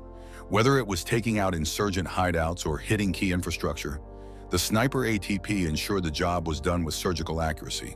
And with its ability to loiter over the battlefield, the B-1B could respond to emerging threats or adjust targets on the fly. The Sniper ATP highlights the power of innovation in military aviation. By giving the B-1B the ability to see in new ways, it turned a heavy bomber into a versatile tool for precision warfare. It's proof that you don't always need to build something new to stay ahead. Sometimes you just need to rethink how you use what you already have. The B-1B Lancer's role in modern warfare is nothing short of extraordinary. One of the most striking examples of its impact came during Operation Enduring Freedom in Afghanistan. Over the first 6 months of the operation, 8 B-1Bs dropped nearly 40% of the total tonnage delivered by coalition air forces. Just 8 bombers accounted for almost half of all the munitions deployed by an international coalition. That's a testament to both the B-1B's immense payload capacity and its ability to deliver precision strikes consistently and effectively. During this campaign, the B-1B's use of JDAMs became particularly noteworthy. These GPS-guided bombs brought a level of precision that was unmatched at the time. Out of the total JDAMs dropped by coalition forces, the B-1B delivered nearly 3,900, 67% of the total. This kind of accuracy isn't just about destroying targets. It's about doing so while minimizing collateral damage and protecting civilian lives. The B-1B proved that it could deliver overwhelming firepower with a scalpel-like touch, a capability that became increasingly important in the complex and often urban environments of Afghanistan. Fast forward to Operation Iraqi Freedom, and the B-1B continued to solidify its reputation. It flew less than 1% of the combat missions, yet it was responsible for delivering 43% of the JDAMs used during the campaign. Think about that. For every 100 bombs dropped, 43 came from the B-1B, despite it being used in only a fraction of the overall sorties. This kind of efficiency and effectiveness is rare in modern warfare and speaks volumes about the bomber's value to military planners. The B-1B's contributions weren't limited to Afghanistan and Iraq. On February 2, 2024, it played a pivotal role in U.S. airstrikes targeting the Islamic Revolutionary Guard Corps Quds Force and associated militia factions in Iraq and Syria. This offensive demonstrated not only the B-1B's continued relevance, but also its versatility in engaging a wide range of targets, from heavily fortified positions to mobile threats. What makes the B-1B so effective in these operations? For one, its sheer speed and endurance. The B-1B can fly at supersonic speeds, allowing it to quickly reach targets across vast distances. Its long-range and in-air refueling capabilities mean it can stay in the fight longer, providing persistent support to ground forces. And then, its massive payload of up to 75,000 pounds of munitions cannot be overstated. This allows it to carry a diverse arsenal from precision-guided bombs to area-effect munitions, giving commanders a wide range of options for any mission. But the B-1B's impact isn't just about its hardware. The crews that operate these bombers bring a level of skill and adaptability that turns the aircraft into a true force multiplier. They work closely with ground forces, leveraging advanced communication systems to ensure that the right targets are hit at the right time. This kind of coordination was crucial in campaigns like Enduring Freedom and Iraqi Freedom, where the B-1B often provided close air support to troops engaged in intense firefights. One of the B-1's standout features in modern operations has been its ability to loiter over the battlefield, providing continuous surveillance and strike capabilities. With its advanced targeting systems, including the Sniper Advanced Targeting Pod, the B-1B can identify, track, and engage targets with incredible precision. This capability has made it a favorite among ground commanders, who know they can rely on the B-1 for immediate and decisive support. The B-1B Lancer is stepping into the future with a bold modernization plan under the BEAST program, short for B-1B, Embracing Agile Scheduling Team. These enhancements are about more than just keeping the aircraft relevant. They're about transforming it into a more capable and versatile tool for modern warfare. With its retirement plan for the 2040S, the B-1B is being fine-tuned to remain effective until the next generation B-21 Raider takes its place. And the upgrades? They're impressive. One of the most notable enhancements is the integration of a state-of-the-art identification friend or foe, or IFF system. In today's complex battlefields, where allied forces operate alongside each other in tight formations and against adversaries using sophisticated tactics, distinguishing between friend and foe is critical. The upgraded IFF system ensures the B-1 can reliably identify both allies and enemies, minimizing the risk of friendly fire incidents. It's not just a matter of safety, it's about precision and maintaining trust among coalition partners. The addition of Link 16, a tactical data sharing system, is another game changer. Picture this, a battlefield where every moving piece, aircraft, ground forces, and even naval assets, is seamlessly connected, sharing real-time data. That's what Link 16 enables. It provides the B-1B with an interconnected view of the battlefield, enhancing situational awareness and ensuring that decisions are based on the most accurate, up-to-date information. In fast-moving combat scenarios, this kind of clarity can make the difference between mission success and failure. Moreover, it significantly improves coordination with allied forces, allowing for tightly synchronized operations. Communication is at the heart of modern warfare, and the BEAST program ensures that the B-1B can send and receive sensitive information securely, even in contested environments rife with electronic warfare and cyber threats. Upgraded communication technologies give the bomber the resilience needed to maintain operational capability when adversaries attempt to jam or disrupt its systems. These enhancements reflect a broader focus on ensuring the B-1B remains effective in environments that are increasingly saturated with sophisticated anti-access and area denial measures. What makes the BEAST program particularly innovative is how these upgrades are being implemented. Typically, major aircraft modifications align with scheduled maintenance cycles, which can mean extended downtime for the fleet. But the Air Force has adopted a more agile approach. By performing upgrades between maintenance periods, the average time required for each aircraft's upgrade has been reduced to just 22 days. This streamlined process keeps the B-1B mission ready, even as it undergoes significant technological transformations. This approach is closely aligned with the Air Force's Agile Combat Employment Strategy, which emphasizes flexibility, adaptability, and rapid deployment. The BEAST upgrades make the B-1B a perfect fit for this vision. With enhanced communication, situational awareness, and mission coordination, the bomber is now better equipped to operate in dynamic and unpredictable combat scenarios. It's not just about surviving in contested environments, it's about thriving in them. Another crucial aspect of the BEAST upgrades is their focus on contested environments. Modern battlefields are rife with challenges like electronic warfare, cyber threats, and advanced anti-aircraft systems designed to deny access to critical areas. The B-1B's enhanced situational awareness ensures that crews can navigate these dangers with confidence. By integrating cutting-edge systems, the aircraft becomes more than just a bomber. It becomes an adaptable, survivable asset capable of operating in the world's most hostile regions. The benefits of the BEAST program go beyond technology. It's also about efficiency and innovation in fleet management. By embracing agile scheduling, the Air Force has demonstrated a forward-thinking approach to aircraft modernization. This model could set the standard for how other aircraft are upgraded in the future, emphasizing speed, efficiency, and mission readiness. For the B-1B, it means less time in the hangar and more time in the air, where it can continue to make a difference. These enhancements come at a critical time. As the Air Force prepares to integrate the B-21 Raider into its fleet, the B-1B is serving as a bridge between generations of bombers. It's filling the gap by evolving to meet current threats while laying the groundwork for the future. This dual role highlights the B-1B's enduring importance and adaptability. The BEAST upgrades also underscore the Air Force's commitment to maximizing the value of its assets. The introduction of load-adaptable modular LAM pylons have further elevated the B-1B's capabilities to unprecedented levels. These advancements are not just about adding firepower, they represent a transformation in how this iconic aircraft can adapt to the evolving demands of modern warfare. The LAM pylons are a game changer. They make the B-1B better equipped to carry up to 75,000 pounds of munitions, including up to 24 hypersonic attack cruise missiles in its internal bays and an additional 12 externally. Hypersonic weapons, which travel at speeds exceeding Mach 5, are revolutionizing aerial combat.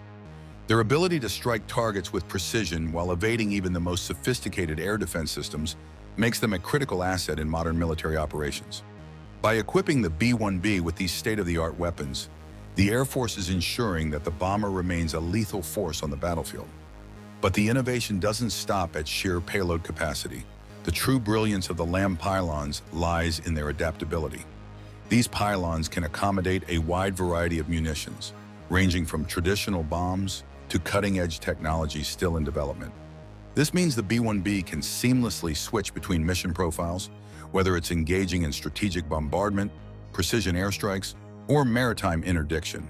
This flexibility is crucial in today's unpredictable combat environments, where mission requirements can change at a moment's notice.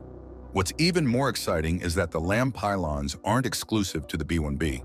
The technology can be modified for use on other aircraft in the Air Force fleet, such as the F-15 or B-52.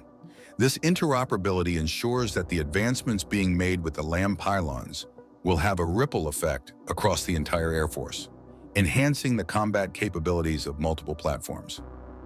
By leveraging this technology, the U.S. military can project power more effectively and maintain its edge over potential adversaries. The B-1B's arsenal has also been significantly expanded thanks to these pylons. In addition to hypersonic missiles, the bomber can now carry weapons like the AGM-158 Joint Air-to-Surface Standoff Missile, JASSM, and the Long-Range Anti-Ship Missile, LRASM. The JASSM is designed to penetrate heavily defended airspace and strike high-value targets, while the LRASM specializes in neutralizing enemy vessels from standoff distances. This diverse array of munitions enables the B-1B to excel in a wide range of operational scenarios, from high-stakes strategic missions to tactical support roles. The modernization of the B-1B wouldn't be possible without the tireless efforts of its maintenance crews. The 28th Maintenance Group at Ellsworth Air Force Base plays a pivotal role in keeping the fleet mission-ready. During the 2024 exercise Raider Reach, these crews demonstrated their ability to maintain the B-1B under real-world conditions, highlighting the bomber's readiness to meet any challenge. This dedication to operational excellence is a testament to the importance of the B-1B in the Air Force's arsenal. Despite its age, the B-1B continues to prove its relevance in modern combat. Its ability to adapt and innovate has been a hallmark of its service history, from its origins as a Cold War bomber to its current role as a multi-mission workhorse. The introduction of LAM pylons, along with other upgrades, ensures that the B-1B remains a formidable force in the skies. These enhancements are not just about extending the aircraft's service life, they're about making it even more effective and versatile. As the B-1B nears the end of its operational life, these advancements will cement its legacy as one of the most iconic and impactful bombers in history. With its unmatched payload capacity, cutting-edge technology, and proven adaptability, the B-1B Lancer will continue to be a cornerstone of U.S. air power for years to come. Its story is a testament to the ingenuity and resilience of the Air Force, demonstrating that even an aging platform can remain at the forefront of military innovation. How might the innovations and lessons from the B-1B's modernization influence the design and capabilities of the next generation of bombers, like the B-21 Raider?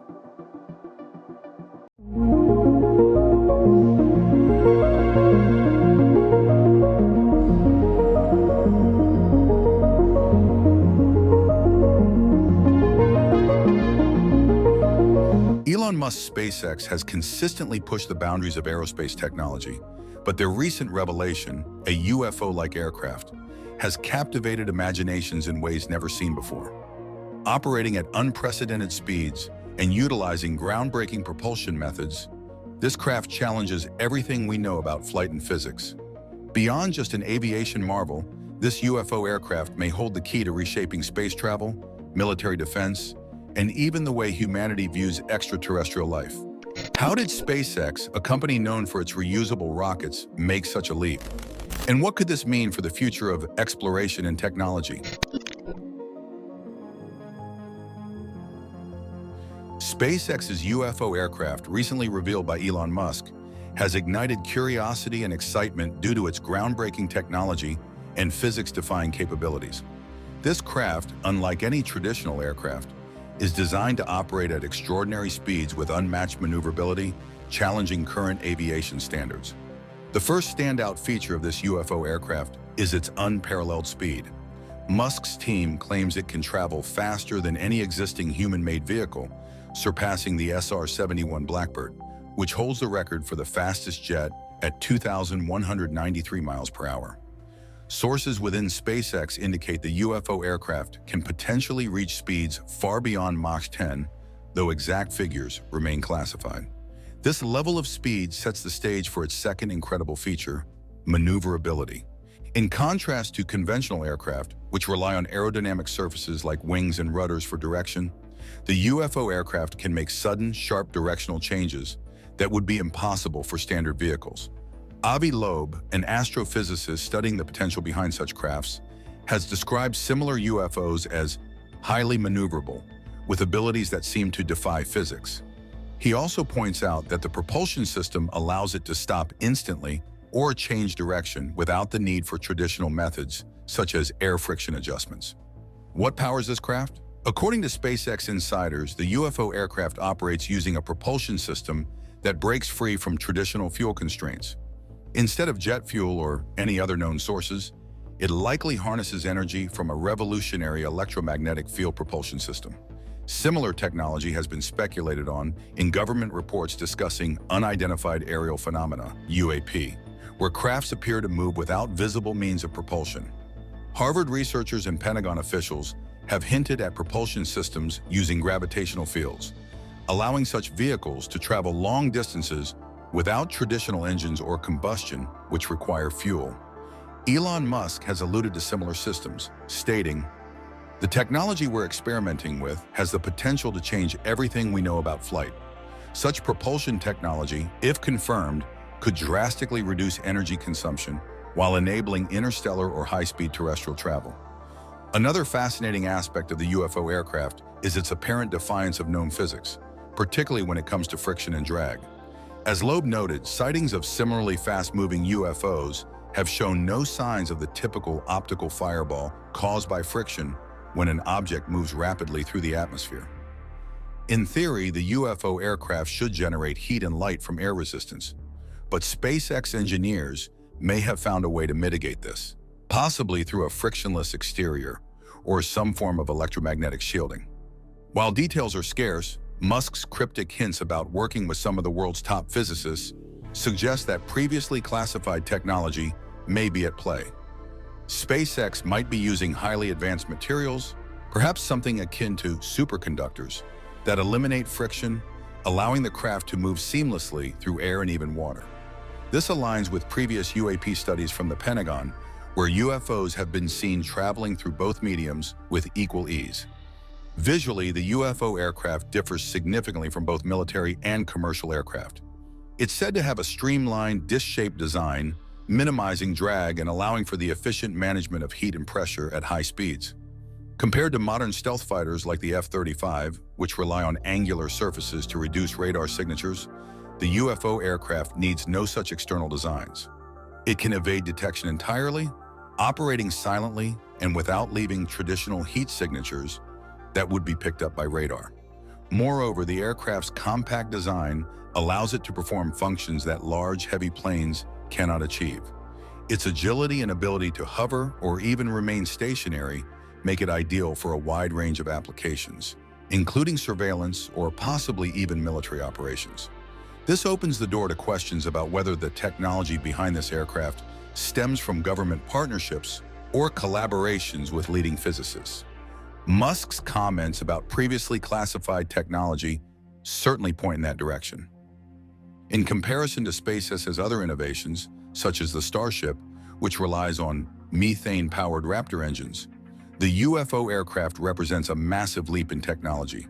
It pushes the boundaries of propulsion and aerodynamics, offering potential applications far beyond what SpaceX's current spacecraft can achieve. The Starship, designed for interplanetary travel, still relies on traditional fuels, while the UFO aircraft doesn't seem to share this limitation. But how exactly did SpaceX develop this groundbreaking technology? Was it a stroke of genius or the result of years of classified research? From the outset, Musk aimed to revolutionize space travel through innovation in propulsion systems and sustainable technology. SpaceX's Falcon rockets and Starship have demonstrated this ambition, successfully utilizing reusable rocket technology. A leap that reduced launch costs by 60%, a milestone for the aerospace industry. Falcon 9, first launched in 2010, pioneered reusable rockets, allowing the first stage to land back on Earth, a feat that had been unthinkable for traditional aerospace companies. This achievement set the stage for future technologies, creating the foundation for SpaceX's more experimental, groundbreaking projects, such as the UFO-like aircraft currently in development. The Falcon Heavy, launched in 2018, further pushed boundaries, using 3 reusable Falcon 9 cores and achieving unprecedented payload capacity, thus proving the viability of Musk's long-term vision for multiplanetary travel.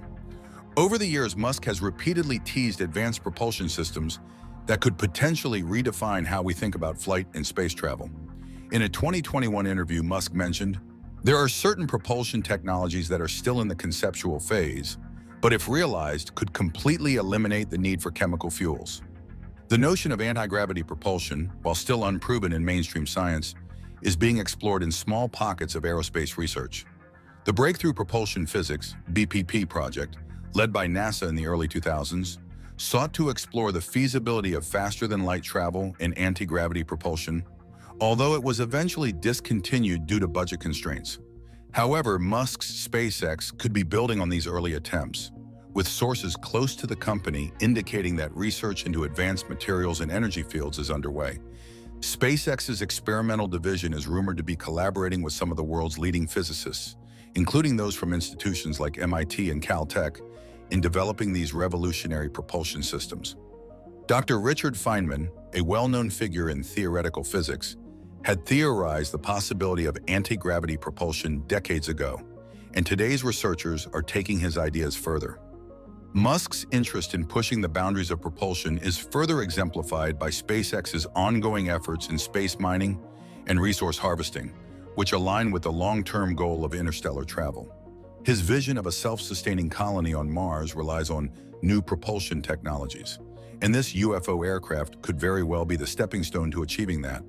The experimental research being done now could have major implications for human colonization of space and even deeper space exploration. So what are the larger implications of this technology? Could this be the key to unlocking human exploration of deep space? Or are we witnessing the dawn of entirely new applications for Earthbound travel? At present, it takes around 6-9 months to reach Mars using conventional technology. NASA's Perseverance rover, launched in July 2020, took approximately 7 months to travel 300 million miles to the Red Planet. With SpaceX's revolutionary technology, the potential to cut this travel time significantly is immense. If the UFO aircraft can reach speeds far beyond current limitations, missions to Mars could be completed in weeks instead of months, transforming the feasibility of human colonization on the planet.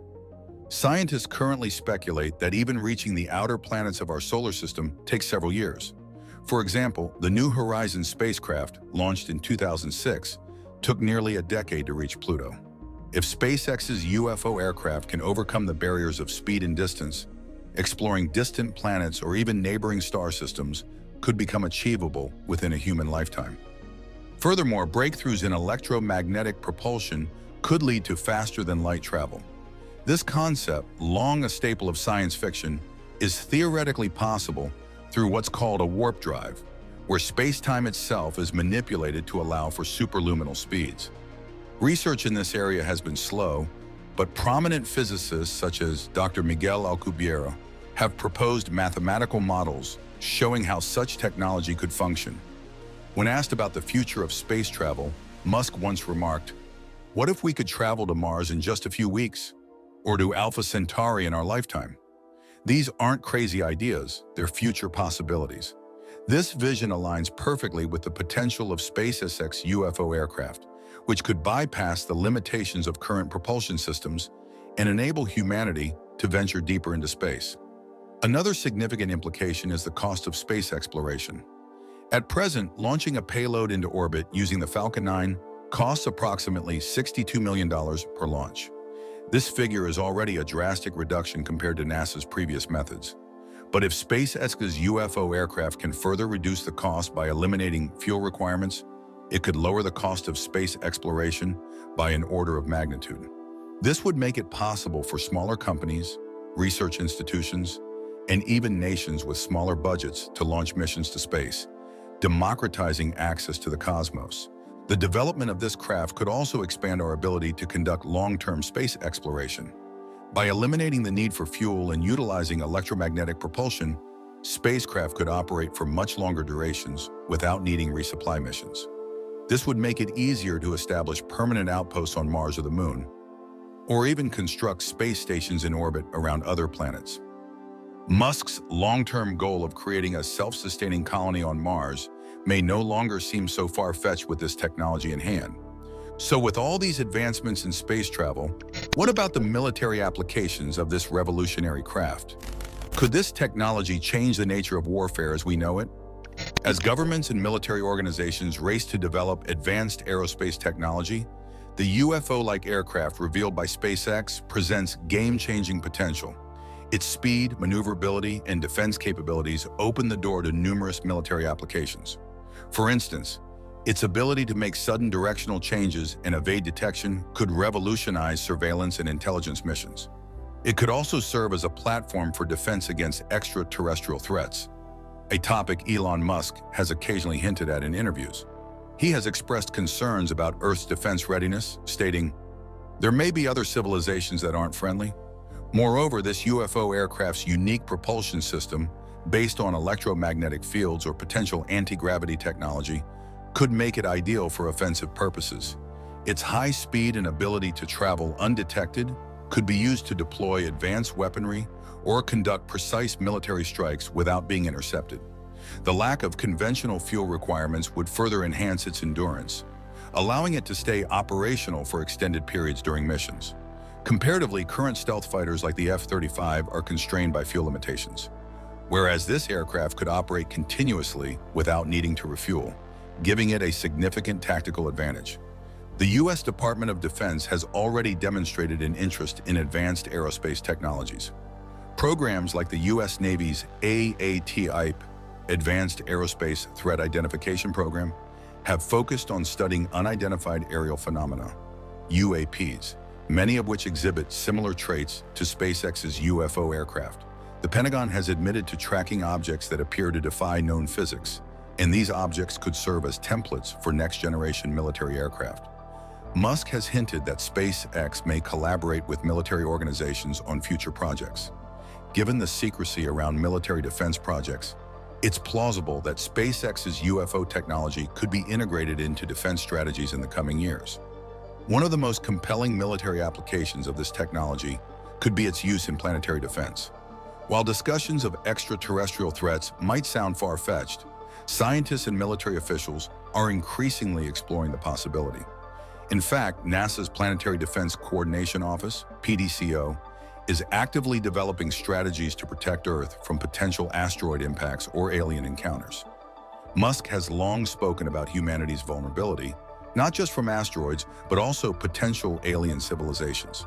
SpaceX's advancements could be used to create a rapid response defense system capable of intercepting threats from space or responding to global crises. Beyond Earth's defense, the UFO aircraft's military applications could also extend to space warfare. As nations like the US, China, and Russia invest heavily in space-based weaponry, the competition for space superiority is heating up. In 2019, the US Space Force was established to protect American interests in space. The UFO aircraft's ability to move at high speeds through space, avoid detection, and operate without fuel could give any nation deploying it a significant strategic advantage in space warfare. As more conflicts move beyond Earth's atmosphere, the importance of this kind of technology will only grow. But with technology this advanced, conspiracies and questions about its true origins are sure to arise. Could there be more to this than meets the eye? Theories surrounding SpaceX's UFO-like aircraft often delve into government collaboration and secrecy. Speculation abounds that SpaceX has worked with DARPA or other military agencies to develop this advanced technology. DARPA has a long history of involvement in aerospace advancements, such as the Falcon Hypersonic Technology Vehicle 2, HTV-2, which could reach speeds over Mach 20. The similarities between HTB-2's capabilities and SpaceX's UFO craft have fueled theories that DARPA might be behind the technology. Elon Musk himself has been cryptic, once hinting at collaboration by mentioning, "Some technologies are so advanced that they are indistinguishable from magic, and we may have been working on such things." There are parallels to other secretive defense projects, such as Lockheed Martin's Skunk Works, known for creating advanced military aircraft like the SR-71 Blackbird and the F-117 Nighthawk. Skunk Works operates in highly classified environments, often in collaboration with government agencies, and some believe that SpaceX's craft could be a continuation of such secretive developments. The UFO aircraft's sudden directional shifts and unexplainable propulsion have led many to theorize that it might be part of a classified military initiative to keep this technology hidden. Public UFO sightings have only added fuel to the fire. In 2020, the U.S. Department of Defense released footage of tic-tac-shaped UFOs observed by U.S. Navy pilots. These crafts demonstrated rapid acceleration, sudden changes in direction, and a lack of visible propulsion, all characteristics consistent with the technology that SpaceX's UFO aircraft is reported to possess.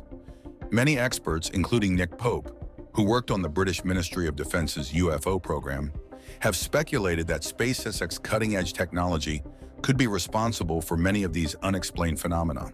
Pope has stated, "If we're seeing technology that defies what we understand of physics, it's reasonable to assume someone, perhaps SpaceX, is behind it."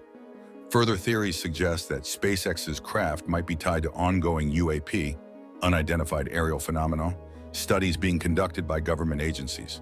Since 2017, when the New York Times exposed the Pentagon's Advanced Aerospace Threat Identification Program, AATIP, there has been growing interest in understanding UAPs and their potential implications for national security. SpaceX's rapid advancements in propulsion technology and aerospace engineering have led some to wonder if they are contributing to these investigations. Speculation persists that SpaceX has been covertly testing their UFO-like aircraft, accounting for many of the mysterious sightings reported in recent years.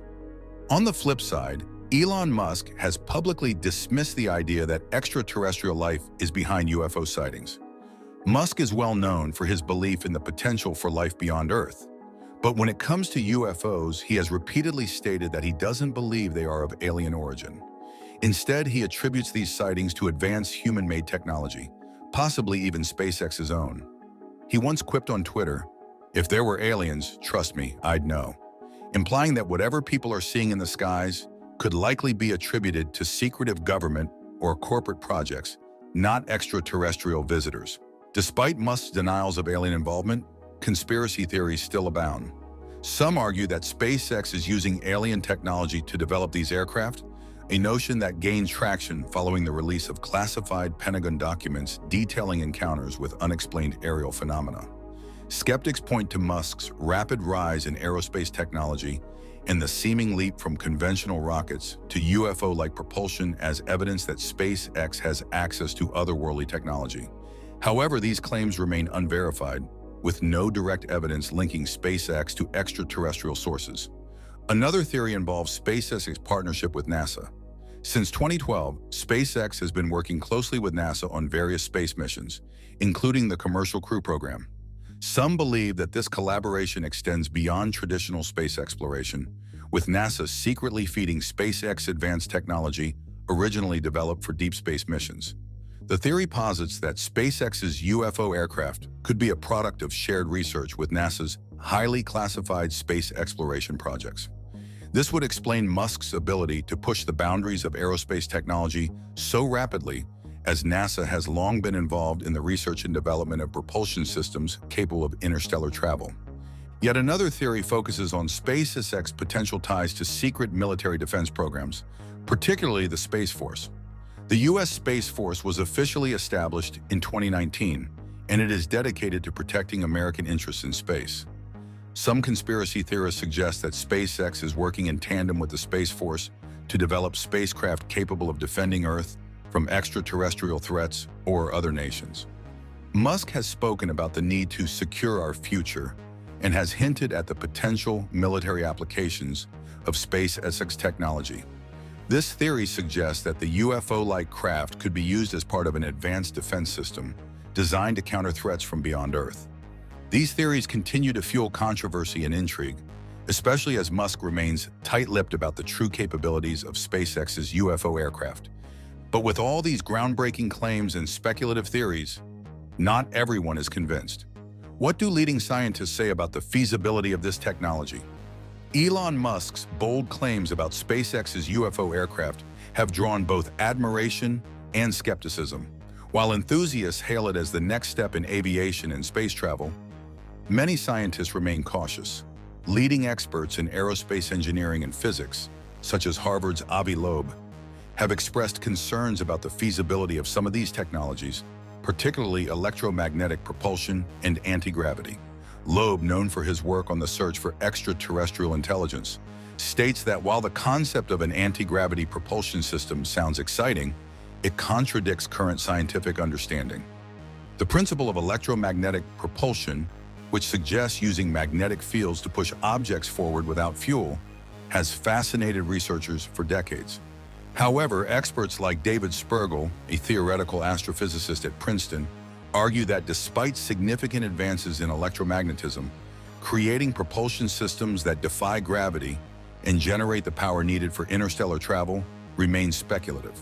Spergel points out that creating a functional propulsion system of this nature would require manipulating enormous amounts of energy, far beyond anything currently achievable. He explains, "For this kind of system to work, the energy requirements would be so immense that it's hard to see how we can bridge the gap between theory and reality."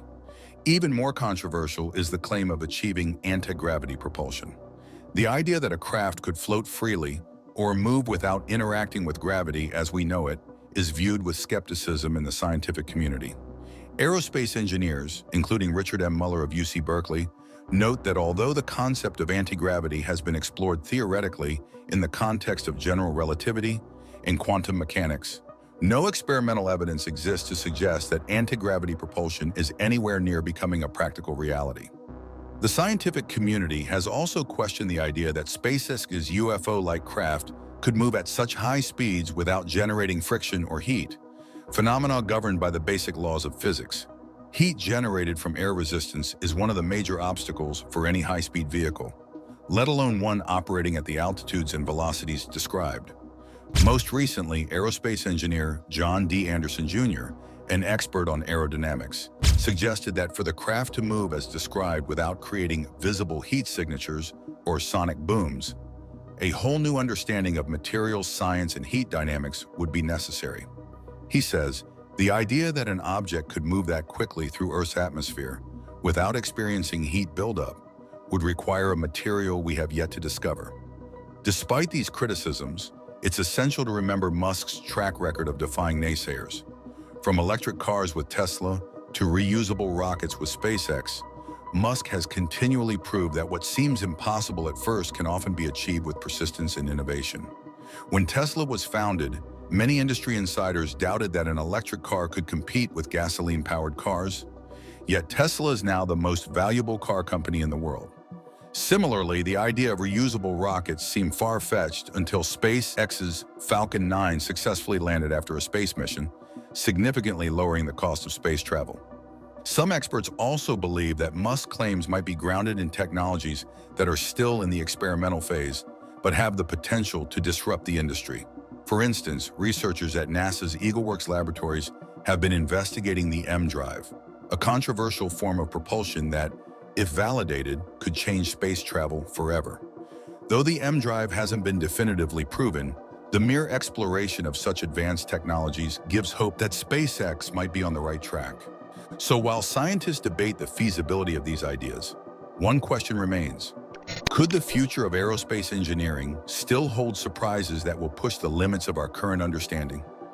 Elon Musk and SpaceX have always been at the forefront of revolutionary technology, and the future of their UFO aircraft promises to be no different.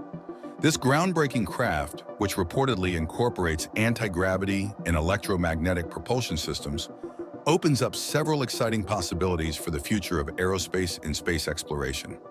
As SpaceX pushes forward, key projects and innovations already in development could further advance this technology and transform how we view space travel. A significant development to keep an eye on is SpaceX's work with the U.S. military.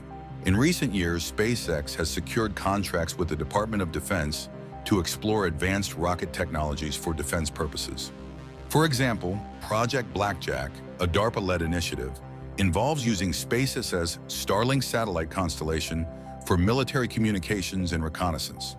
While Project Blackjack focuses primarily on satellite technology, the interest from DARPA suggests that SpaceX's UFO aircraft could play a role in future military applications. Government contracts like these could provide the funding and testing environments necessary for SpaceX to refine its propulsion technologies and move closer to public demonstrations of the UFO aircraft. Moreover, SpaceX is actively involved in research and development around next-generation materials. One such initiative is their ongoing partnership with Tesla's Advanced Materials Lab, which explores lightweight, heat-resistant materials for both spacecraft and terrestrial vehicles. These materials could be critical for the development of frictionless surfaces that enable the UFO aircraft's high-speed movement through the atmosphere without generating the heat traditionally associated with high-speed travel. Speculation is rampant that SpaceX may commercialize this technology in much the same way they've done with space exploration. In 2020, SpaceX became the first private company to send astronauts to the International Space Station, a feat that had previously been the exclusive domain of government agencies like NASA. The potential for partnerships and collaborations also presents exciting opportunities for SpaceX. For example, the European Space Agency, ESA, and NASA have both shown interest in working with private companies to advance space technologies. Given the scope of the UFO aircraft's capabilities, it's not out of the question that SpaceX could partner with international agencies for future exploration missions, possibly contributing to the next manned mission to the Moon or even beyond to Mars. Such collaborations could be crucial for refining the technology and making it accessible on a global scale. As for the timeline, Musk has hinted that more official announcements regarding the UFO aircraft will be made soon. While specific dates are still unknown, it's likely that within the next few years, SpaceX will begin conducting public tests or unveiling more detailed information about the craft's capabilities. These tests will likely provide concrete data on how the UFO aircraft functions in real-world scenarios and how it could be applied to upcoming space missions or other aerospace endeavors. As SpaceX forges ahead with this revolutionary craft, the implications are enormous. Whether in space exploration, defense, or commercial applications, the future feels closer than ever. Yet with skepticism from scientists and secrecy from the government, much remains uncertain. One thing is clear, this UFO aircraft is just the beginning of an exciting new era in aerospace. Are you ready to witness the future unfold? Stay tuned for more as we uncover what's next from Musk and SpaceX. The skies, and perhaps the stars, are no longer the limit.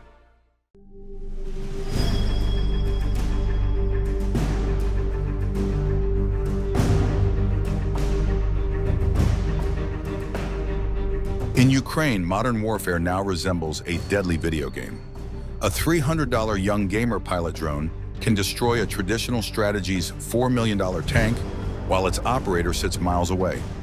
As the war enters uncharted territory, militaries rush to build next-generation weapons like the elusive Ghost drone. Could these drones truly replace human soldiers? And what happens when artificial intelligence takes command of these invisible killers? Join us as we take a closer look at the new Ghost drone that has captured the interest of the RAF and U.S. Army. The humble pigeon carried messages in World War I before machines took to the skies. But when military leaders first glimpsed planes soaring overhead, they knew warfare would never be the same. By 1914, European armies rushed to put eyes in the sky. These early reconnaissance planes were essentially fragile wooden boxes with wings, powered by unreliable engines. Their brave crews would climb into the open cockpits without parachutes. They weren't issued any because commanders believed pilots might abandon their precious aircraft too quickly if given the option to jump. The observers had the nail-biting job of hanging over the side of the plane with heavy cameras, sketching enemy positions, or radioing artillery corrections while trying not to fall out. These slow, clumsy aircraft were perfect targets for the new fighter planes that appeared in 1915. The casualty rates were horrifying. Many crews lasted just weeks before being shot down. This desperate need to gather intelligence without losing pilots sparked the first experiments with unmanned aircraft.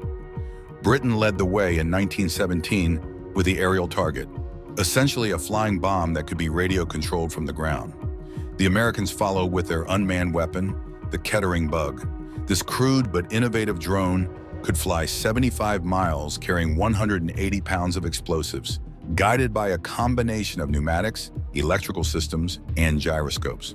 Between the wars, drone development continued quietly with the de Havilland Queen Bee, a modified Tiger Moth biplane that could be controlled remotely. Over 400 of these early drones were built and used for target practice, helping gunners hone their anti-aircraft skills. This is actually where we get the term drone, inspired by the Queen Bee's low, steady humming noise. But it wasn't until the Vietnam War that drones proved their true worth. When Soviet surface-to-air missiles started downing expensive spy planes and their irreplaceable crews, the United States deployed thousands of Lightning Bug drones.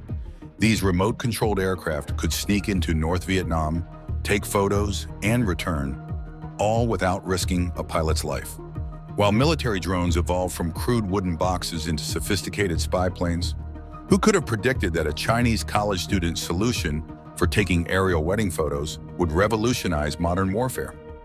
In 2006, Frank Wang, a young engineering student obsessed with remote-controlled helicopters, started DJI in his dorm room. Within 15 years, this small startup transformed into a global giant worth billions, controlling over 70% of the world's civilian drone market. But DJI's affordable, user-friendly drones would soon find themselves far from their peaceful origins of filming weddings and real estate videos. The turning point came after 9/11. As American forces fought in Afghanistan and Iraq, military commanders faced a problem. They needed constant aerial surveillance, but traditional military drones cost millions and required extensive training to operate. Meanwhile, commercial drones were becoming smaller, smarter, and remarkably cheap. DJI's breakthrough came with the Mavic series, compact drones that could fit in a backpack, fly for miles, and stream crystal-clear video to a smartphone. These machines cost less than a laptop but pack sophisticated features like obstacle avoidance, automatic return home functions, and stabilized cameras that could spot a person from hundreds of feet up. Military forces quickly noticed. Ukrainian soldiers discovered that they could modify Mavic drones to drop small bombs or guide artillery fire. Russian troops used them to spot enemy positions. Suddenly, both sides were ordering consumer drones by the thousands. The drone industry exploded. Companies rushed to develop new models with longer flight times, better cameras, and stronger signals. Farmers used them to monitor crops, firefighters to assess wildfires, and construction companies to inspect buildings. By 2020, the commercial drone market hit $13 billion, and this was just the beginning. What makes this revolution different from previous military technologies is its accessibility. Anyone with a few $100s can buy a drone with capabilities that would have seemed like science fiction to military commanders just 20 years ago. The success of commercial drones in combat zones has even influenced military design. Instead of building everything from scratch, many armed forces now modify commercial drones or copy their user-friendly features. Some military units have even recruited civilian drone racers and videographers, turning their hobby skills into vital combat abilities. Today, DJI's headquarters in Shenzhen, China, spans a massive campus where engineers continue developing new drone technologies. As consumer drones flooded the commercial market, military forces started to think, what happens when a $2,000 camera drone can destroy a $4 million battle tank? In the ongoing war in Ukraine, drones come in all shapes and sizes, from tiny quadcopters that fit in your palm to massive unmanned aircraft the size of small planes. Each type has found its deadly purpose in this new age of aerial warfare. At the top end sits Turkey's Bayraktar TB2, a powerful drone with a 39-foot wingspan that can stay in the air for 24 hours. Early in the war, these $5 million machines helped Ukraine stop Russian tanks from reaching Kyiv. They carry laser-guided bombs and can strike targets from heights where they can't be seen or heard from the ground. Iran's Shahed 136 drones take a different approach. These suicide drones are flying bombs powered by small engines.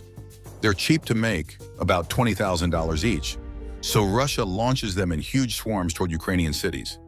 They fly low and slow, making them hard to spot on radar, and their small size lets them slip through air defenses. But the real game changer has been the modified DJI Mavic 3. Ukrainian soldiers attach small grenades or mortar shells to these commercial drones using 3D printed parts.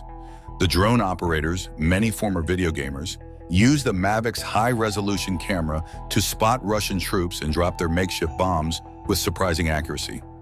These modified Mavics have become so effective that soldiers now fear them more than traditional artillery. A single drone operator, hidden in a basement or forest, can control multiple drones and attack targets miles away without risking their own life.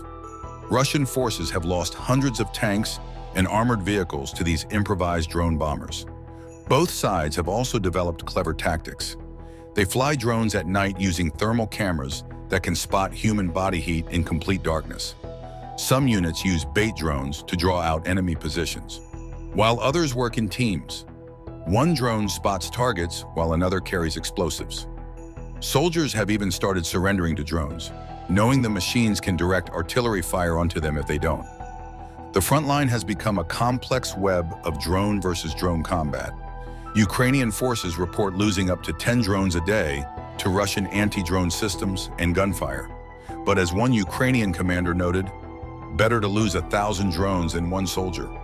The machines have become so crucial that military units now measure their strength not by the number of soldiers or tanks they have, but by how many drones they can put in the air. While modified commercial drones have changed modern warfare, a new breed of advanced military drones is being made in secret facilities across Ukraine. But what happens when these machines become smart enough to hunt and kill on their own? In a hidden factory somewhere in Ukraine, engineers are building one of the most advanced drones in the world, the Raybird 3. Unlike the small commercial drones that swarm the front lines, this sophisticated machine represents the next generation of aerial warfare.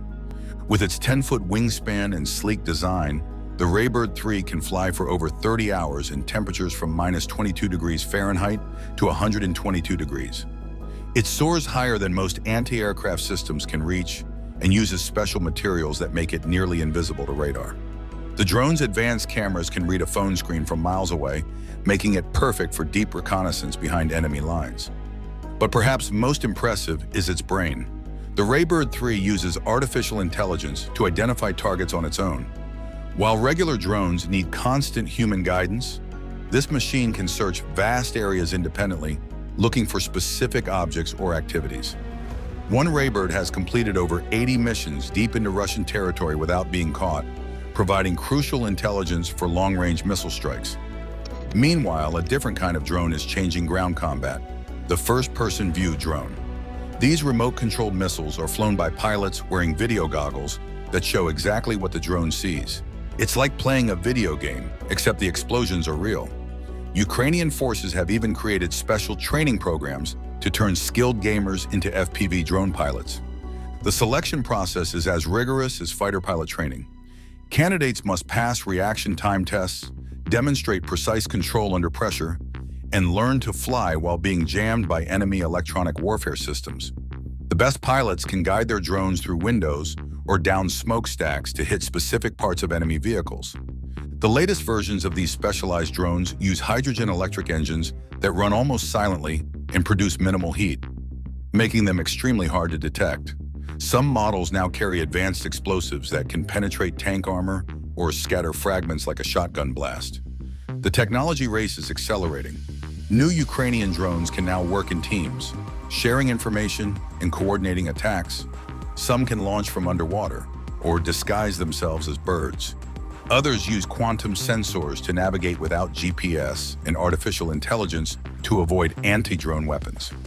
The Raybird's makers are already working on the next version, which will be fully autonomous, able to take off, complete its mission, and return without any human input. This raises serious questions about the future of warfare, as machines become increasingly capable of making life and death decisions on their own. The cost difference is staggering. While a traditional fighter jet costs around $100 million, These advanced drones cost between $250,000 and $1 million, yet can often accomplish the same missions with no risk to human pilots. As drones become smarter and deadlier, militaries face a crucial challenge. How can they find a way to shut down these robotic hunters before they strike?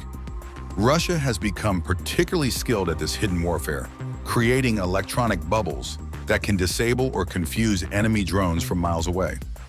At the heart of this electronic defense is signal jamming. Think of it like a very powerful radio station broadcasting noise on all frequencies that drones use to communicate with their operators.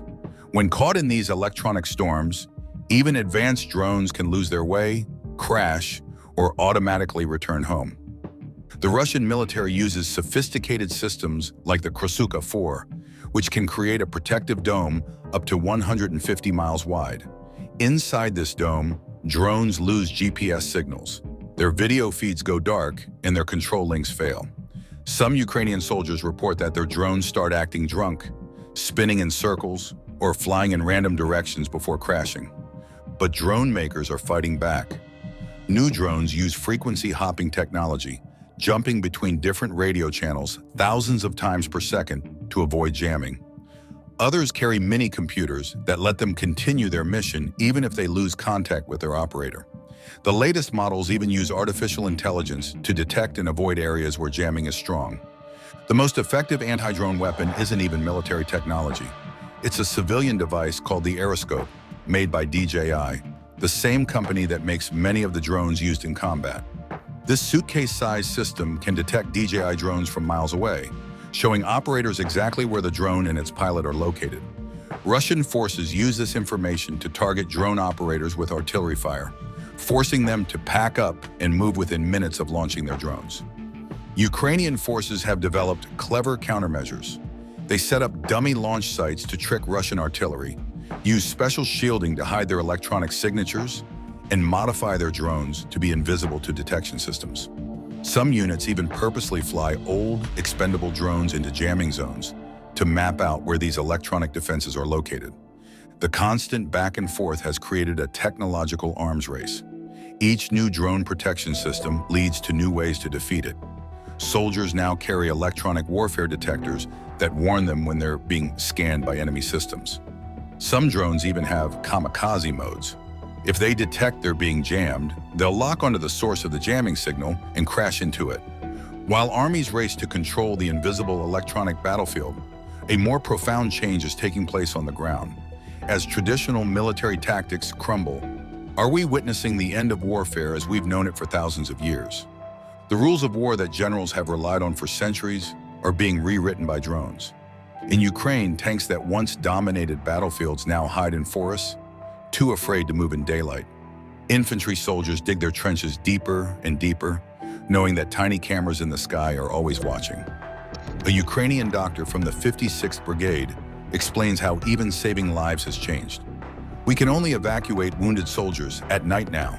In daylight, Russian drones will spot us and direct artillery fire at the medics. This new reality has forced medical teams to create elaborate underground bunker networks for treating casualties. The psychological impact is intense. Soldiers describe the constant buzz of drones as psychological torture, never knowing if the sound above means death is coming. Veterans who fought in previous wars say this constant surveillance creates a unique type of stress. The numbers are staggering. Military experts estimate that at any given moment, up to 10,000 drones are flying over Ukraine's front lines. Every square mile of the battlefield is watched by multiple drones, turning the entire war into what soldiers call a deadly game of hide and seek. Traditional military training has had to change completely. Instead of practicing formations and tactics that worked for hundreds of years, soldiers now learn to camouflage themselves from thermal cameras, how to spot different drone sounds, and when to move between positions without being seen from above. Tank crews have developed new survival tactics. They only move in bad weather when drones can't fly, or they travel under camouflage nets strung between trees. Some units paint their vehicles with special thermal blocking paint to hide from drone cameras at night. Despite these precautions, Ukraine claims to have destroyed over 2,000 Russian tanks using drones. Even simple tasks like delivering supplies have become complex operations. Supply trucks now move in small groups at night, using back roads and forests for cover. Some units have started using electric vehicles because they produce less heat for drone thermal cameras to detect. The most dramatic change is in how armies measure strength. Before drones, military power was counted in tanks, artillery, and soldiers. Now commanders care more about how many drone operators they have and how well their electronic warfare systems work. As the battlefield adapts to these game-changing technologies, the question looms: how will the future of warfare evolve in the age of artificial intelligence and autonomous machines? Drone warfare is on the brink of a transformation that could redefine how conflicts are fought. At the center of this shift is the rapid integration of artificial intelligence into military drones. Companies like Skyon have developed onboard AI systems, allowing drones like the Raybird to identify and target enemies autonomously. This means operators no longer need to monitor screens for hours, reducing the risk of fatigue and human error. The Raybird, now armed with bombs, is a clear example of how technology is removing humans from direct decision-making in combat. This shift raises complex questions about control and accountability. With machines making decisions in real time, who takes responsibility for errors or unintended consequences? As the reliance on AI grows, this debate will only become more urgent. Another development shaping the future of drone warfare is large-scale deployment. The skies over Ukraine are a stark example. Combat drones from both sides constantly patrol, monitor, and strike. In some cases, reconnaissance drones cross paths mid-mission, highlighting how crowded these airspaces have become. The European Union recently announced plans to provide Ukraine with 1 million new drones. This massive supply underscores the strategic importance of drones in modern warfare. To manage this influx, Ukraine is establishing a dedicated drone command. This move demonstrates a broader trend. Militaries are not just adopting drones, but rethinking their entire organizational structures to incorporate them effectively. The implications extend beyond the battlefield. Autonomous target identification and large-scale deployment raise concerns about escalation and accessibility. As the technology becomes more widespread, even smaller nations and non-state actors could gain access to powerful drones. The balance of power in global conflicts may shift as advanced technologies become easier to acquire and deploy. Looking further, the integration of AI could lead to drones that communicate and operate as coordinated swarms. This would amplify their effectiveness, making it harder for traditional defenses to counter them. These advancements push the boundaries of what drones can achieve while raising ethical and strategic questions that global leaders must address. One thing is clear, though: drones are no longer just tools. They are now responsible for shaping a new era of combat. As artificial intelligence and autonomous systems take center stage, the world must take advantage of the opportunities and find a way to manage the risks they bring to the minimum. However, at these rates, these advancements may very well usher in a future where human soldiers are no longer part of the equation, even sooner than expected. Now 1 Charlie, 7 November, go. This is 1 Charlie, reference to your last just ran a 1.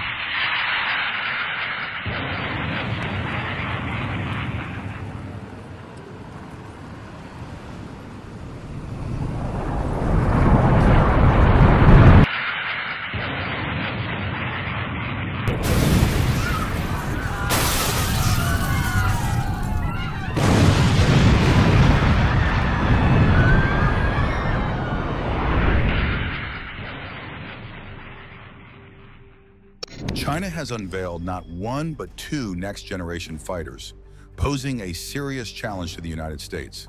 Since the race for 6th-generation aircraft began, nations worldwide have invested in building sophisticated fighters with cutting-edge capabilities. However, global attention has mainly centered on the United States, China, and Russia. What sets China's 6th-generation aircraft apart, and how has the United States responded to this surprising development? Join us as we explore the capabilities of the new generation UFO fighter jet that China recently launched, shocking the U.S. On December 26, China's 2 top jet fighter manufacturers unofficially treated the public to a surprising show by test flying 2 prototype 6th-generation fighter jets on the same day. The flights took place in busy areas where bystanders quickly captured videos. Within hours, images of the futuristic aircraft were trending across social media. Although their official names haven't been confirmed, analysts suggest they might be called the Chengdu J-36 and the Shenyang J-50 based on visible markings. Some experts believe the J-36 could be linked to the JHXX program, which is focused on creating a supersonic fighter bomber. However, Chinese sources insist both jets are part of the next-generation fighter class. The J-50 has also been nicknamed the SAC 6th-generation fighter, referencing its developer, Shenyang Aircraft Corporation. These prototypes don't look like any existing jets. Both feature tailless, diamond-shaped airframes designed to improve stealth by minimizing radar visibility. This design, which lacks traditional tail surfaces, relies on advanced engine thrust control and multiple flaps to steer. While this approach reduces radar detection, it slightly limits agility. Both jets appear built for supersonic speeds, signaling ambitious goals for China's military aviation. Among the two jets, the J-50 has a more traditional design with its twin engines and swept-wing layout. The J-36, however, stands out as much larger than the already sizable J-20S fighter, often seen flying beside it. Interestingly, the J-36 features 3 engines, 2 underneath and a third mounted on its spine. No operational fighter jet has ever used 3 forward thrust engines. But this setup might be necessary to produce enough power for its weight or to enable supersonic cruising. Its large body also hints at significant space for fuel and weapons. The unveiling of these unique jets comes at a crucial period. The U.S. 6th-generation fighter program has stalled, possibly due to limited funding or debates over its necessity in an era dominated by drones. However, China's advanced prototypes could reignite discussions in Washington. Is a manned 6th-generation fighter an unnecessary extravagance, or is it essential for securing U.S. air dominance in the future? No 6th-generation aircraft are operational yet, but this next level of fighters is expected to build on 5th-generation features like stealth and advanced networking. They'll likely include improved stealth from all angles, advanced engines for more power and speed, AI-powered automation, better drone control, and the ability to carry more weapons over longer distances. The U.S. Air Force and Navy are developing their 6th-generation jets, while Western Europe and Japan are competing with 2 designs, Tempest and Future Combat Air System. Russia, meanwhile, is focusing on its PAC-DP/MiG-41 interceptor. China began work on a 6th-generation fighter in 2019, as announced by Chengdu's chief designer, Wang Haifeng.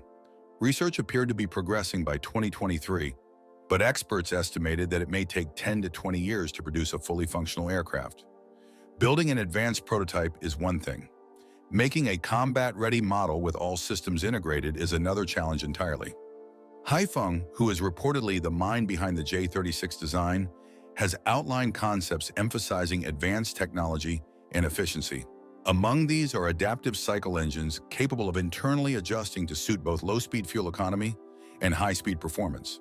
These engines also feature advanced cooling systems to reduce the aircraft's infrared signature, making it harder to detect with heat-seeking technology.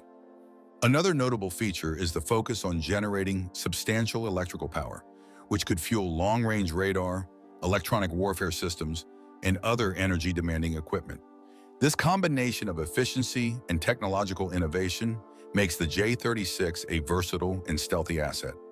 China's vision for the J-36 integrates the aircraft into a broader system of systems strategy. This approach moves away from traditional fighter jet roles, where one aircraft is expected to manage all tasks independently. Instead, the J-36 works as part of an interconnected network that includes drones, long-range missiles, and allied forces across land, sea, air, and space. These elements are linked through the fighter's sophisticated battle network, allowing for seamless communication and coordination during missions. This network strategy is designed to minimize risk while maximizing operational effectiveness.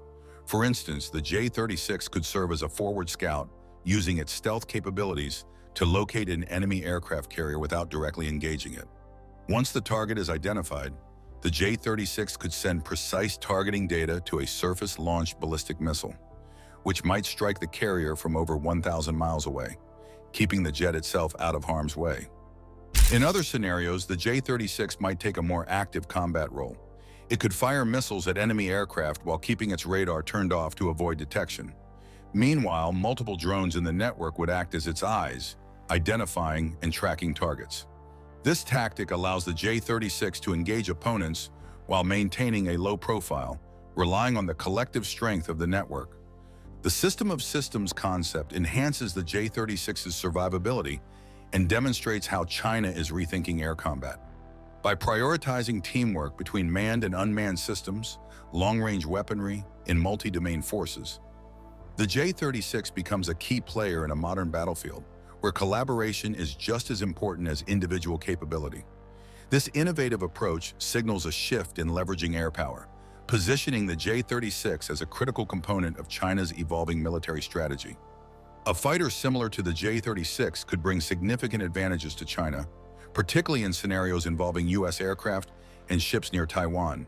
Its extended range, greater endurance, and higher payload capacity would allow it to engage targets from a distance, possibly intercepting them before they get close to Taiwanese airspace.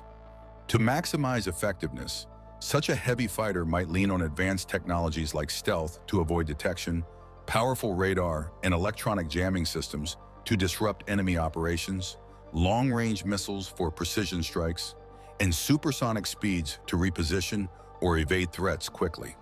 Focusing on these features could bypass the need for intense close-range dogfights, making reduced maneuverability an acceptable trade-off for superior capabilities in other areas. Aviation expert Bill Sweetman notes that this shift in priorities could change the traditional fighter jet concept, much like how modern destroyer-class ships differ from the smaller, fast torpedo boat destroyers of the early 1900s.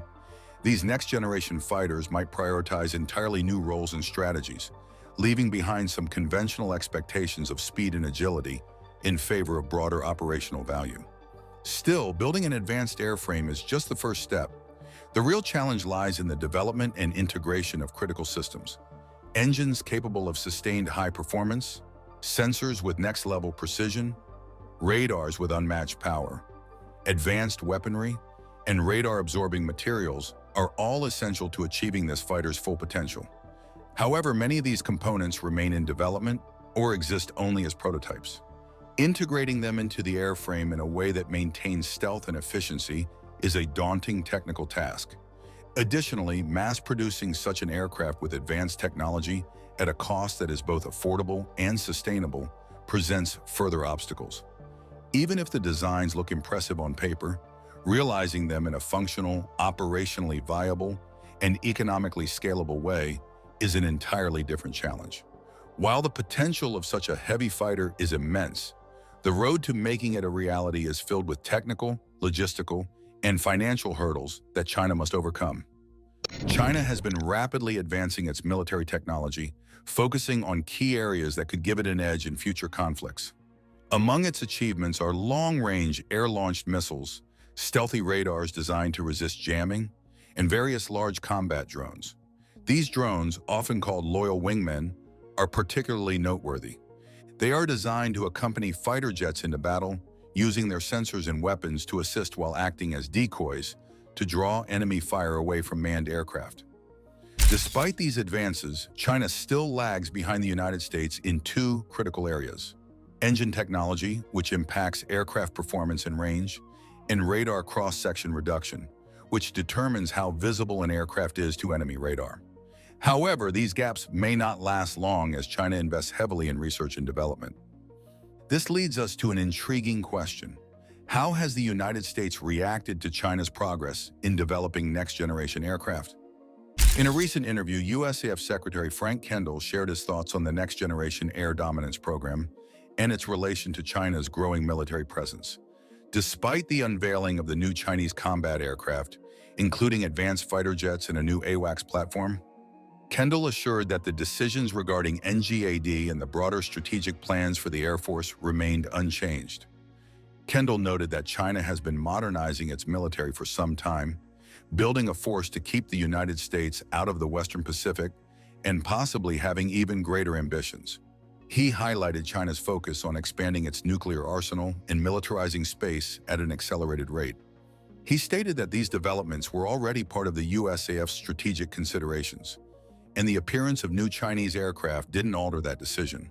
China's tailless supersonic jets are likely to mark a milestone in China's aerospace development.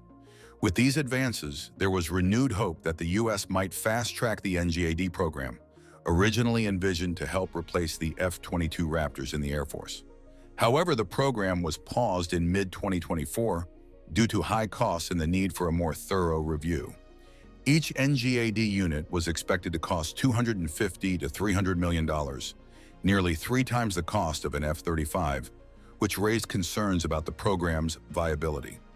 Kendall pointed out that, apart from the high costs, evolving threats and new technology also necessitated a fresh look at the program's design. Kendall acknowledged that, even within the Air Force, some operators questioned whether the NGAD was the right choice to replace the F-22 and whether a new design would be a better fit. He mentioned that his advisory panel of experts came to a consensus that while a fighter like the NGAD could be valuable, other pressing areas required funding first. They suggested focusing on a more affordable, multi-role aircraft that could work well with collaborative combat aircraft, a new category of unmanned vehicles being integrated into future military operations. While the NGAD program is on pause, there is still a push for next-generation fighter development, notably for the U.S. Navy's F/A-XX fighter. Some experts have even suggested combining the efforts for NGAD and F/A-XX to manage costs more effectively.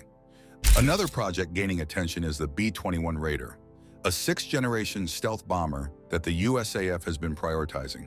It was first conceived in 2011, and after years of secret development, the U.S. revealed the B-21 in 2022. The bomber made its first flight in November 2023 and is expected to enter service by the mid-2020s. The secrecy surrounding NGAD leaves many wondering how it will compare to China's advancements.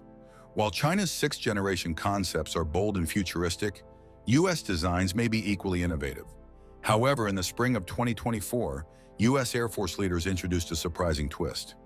They announced that unless manufacturers could significantly lower the cost of the NGAD program, the Air Force might abandon it altogether. This announcement comes when the Air Force is facing budget pressures on multiple fronts. Alongside the NGAD program, the military is also modernizing its ground-based nuclear missile silos and introducing the new B-21 Raider stealth bombers. Balancing these priorities has created a financial strain, forcing difficult decisions about which programs to pursue. While China pursues its ambitious plans, the future of America's 6th-generation fighter remains uncertain. The race for air dominance is intensifying, but economic realities may determine the ultimate winner as much as technological breakthroughs. The decision to move away from the NGAD program was reasonable because the collaborative combat aircraft drones, meant to support NGAD in battle, can also work alongside the 5th-generation F-35 fighters. The military believed these drones offered more value than NGAD, as they could handle high-risk combat situations and introduce new strategies while keeping the F-35s out of danger. Although the F-35/CCA combination may be more cost-effective than fully developing NGAD, it has a trade-off. The F-35 has a limited range with its internal fuel, and this decision delays the development of next-generation adaptive cycle engines. The future of the U.S. 6th-generation fighter jets is uncertain. The Air Force may struggle to acquire them without extra or redirected funding, and it's unclear where leadership stands on the need for the NGAD. However, China's new fighter prototypes are likely to put more political pressure on the U.S. to develop a similar aircraft, regardless of opinions from U.S. leaders. The Trump administration may face influence from China-focused political figures and figures like Elon Musk, who oppose the development of manned fighter jets. Meanwhile, the Navy still plans to create its 6th-generation fighter, the F/A-XX, designed for carrier use. While China is also working on its 6th-generation bomber, the H-20, analysts predict it will take a few more years before it's ready for release. The Pentagon's recent report on China's military suggests that the H-20 might not appear until 2030, citing its extensive range and capabilities to reach far beyond the Pacific. Both the United States and China are pushing forward with 6th-generation aircraft development, with a focus on future combat needs. Although the NGAD's postponement was disappointing for many defense enthusiasts, the program isn't being abandoned. The future of NGAD will likely depend on decisions made by the incoming Trump administration, which will determine whether it is revived or further delayed. That's not all, as China is not done shocking the world. After unveiling its latest military advancements, the Chinese Navy has also launched a new amphibious assault ship that can launch fighter jets. On Sunday, the Sichuan, China's first Type 076 amphibious assault ship, was officially launched in Shanghai after a ceremony on Friday. The ship, which weighs over 40,000 tons, has a unique design with a double-island structure, a full-length flight deck, and an advanced electromagnetic catapult system, allowing it to launch both fixed-wing aircraft and helicopters. Along with the catapult system, the Sichuan also has technology to help fighter jets land safely. Its large size means it can carry more weapons and equipment and has a greater range, offering enhanced combat capabilities, according to Chinese military expert Zhang Junshi. Zhang further emphasized that the ship's catapult system makes it highly efficient at launching aircraft at faster speeds, improving its air superiority and land assault capabilities. The PLA Navy has called the Sichuan a key asset in improving the Navy's long-range operations and aiding its transformation. Some analysts believe this launch is a step in China's plan to project military power beyond its borders. Experts, including Drew Thompson from the S. Rajaratnam School of International Studies in Singapore, suggest that the ship's capabilities could be used to intimidate neighboring countries or prepare for a possible large-scale invasion, such as one of Taiwan. In combat, the Sichuan could work alongside China's aircraft carrier groups to enhance its military operations. According to Su Ziyun, a military expert from the Institute for National Defense and Security Research based in Taipei, there are suggestions that the Chinese military could strategically use the Sichuan ship in a two-step approach during an attack. Initially, it could deploy drones as part of the first wave of assault, before later launching larger fighter jets from Chinese aircraft carriers in subsequent stages. This plan, if true, would demonstrate China's growing naval capabilities and evolving tactics in military operations. Chinese military analyst Song Zhongping also shared his views, highlighting that the Sichuan ship might play a significant role in various areas such as the South China Sea, the East China Sea, or in the event of a military conflict involving Taiwan.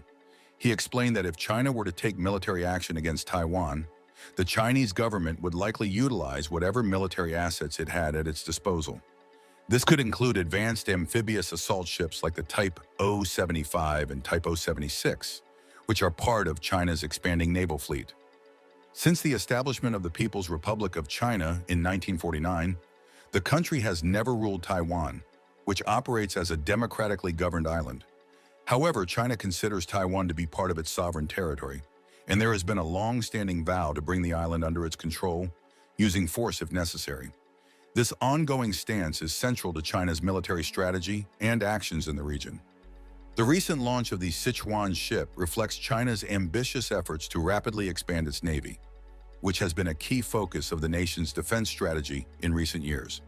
Colin Coe, a maritime security expert, noted that China has been producing naval vessels at an unprecedented rate. He remarked that the rate of ship production in China is far outpacing that of the United States, which has yet to match China's speed in expanding its fleet. This rapid growth in China's naval power has been one of the defining features of its military buildup. In terms of overall fleet size, the People's Liberation Army Navy now boasts a larger fleet than the U.S. Navy. However, Coe pointed out that while the PLA Navy is larger, its capabilities are largely concentrated within one specific theater, which may give it an advantage in regional conflicts. He suggested that a more regionally focused PLA Navy might hold a strategic edge over the U.S. Navy, which, despite its larger global presence, is responsible for a broad range of global operations outside of this particular region. Coe emphasized that the focus of China's naval power in specific areas such as the South China Sea gives it a certain advantage in potential regional conflicts, especially when compared to the U.S., which must divide its resources among various international commitments. Thanks for watching. While you are still here, click on the link on your screen to check out another of our videos. See you there.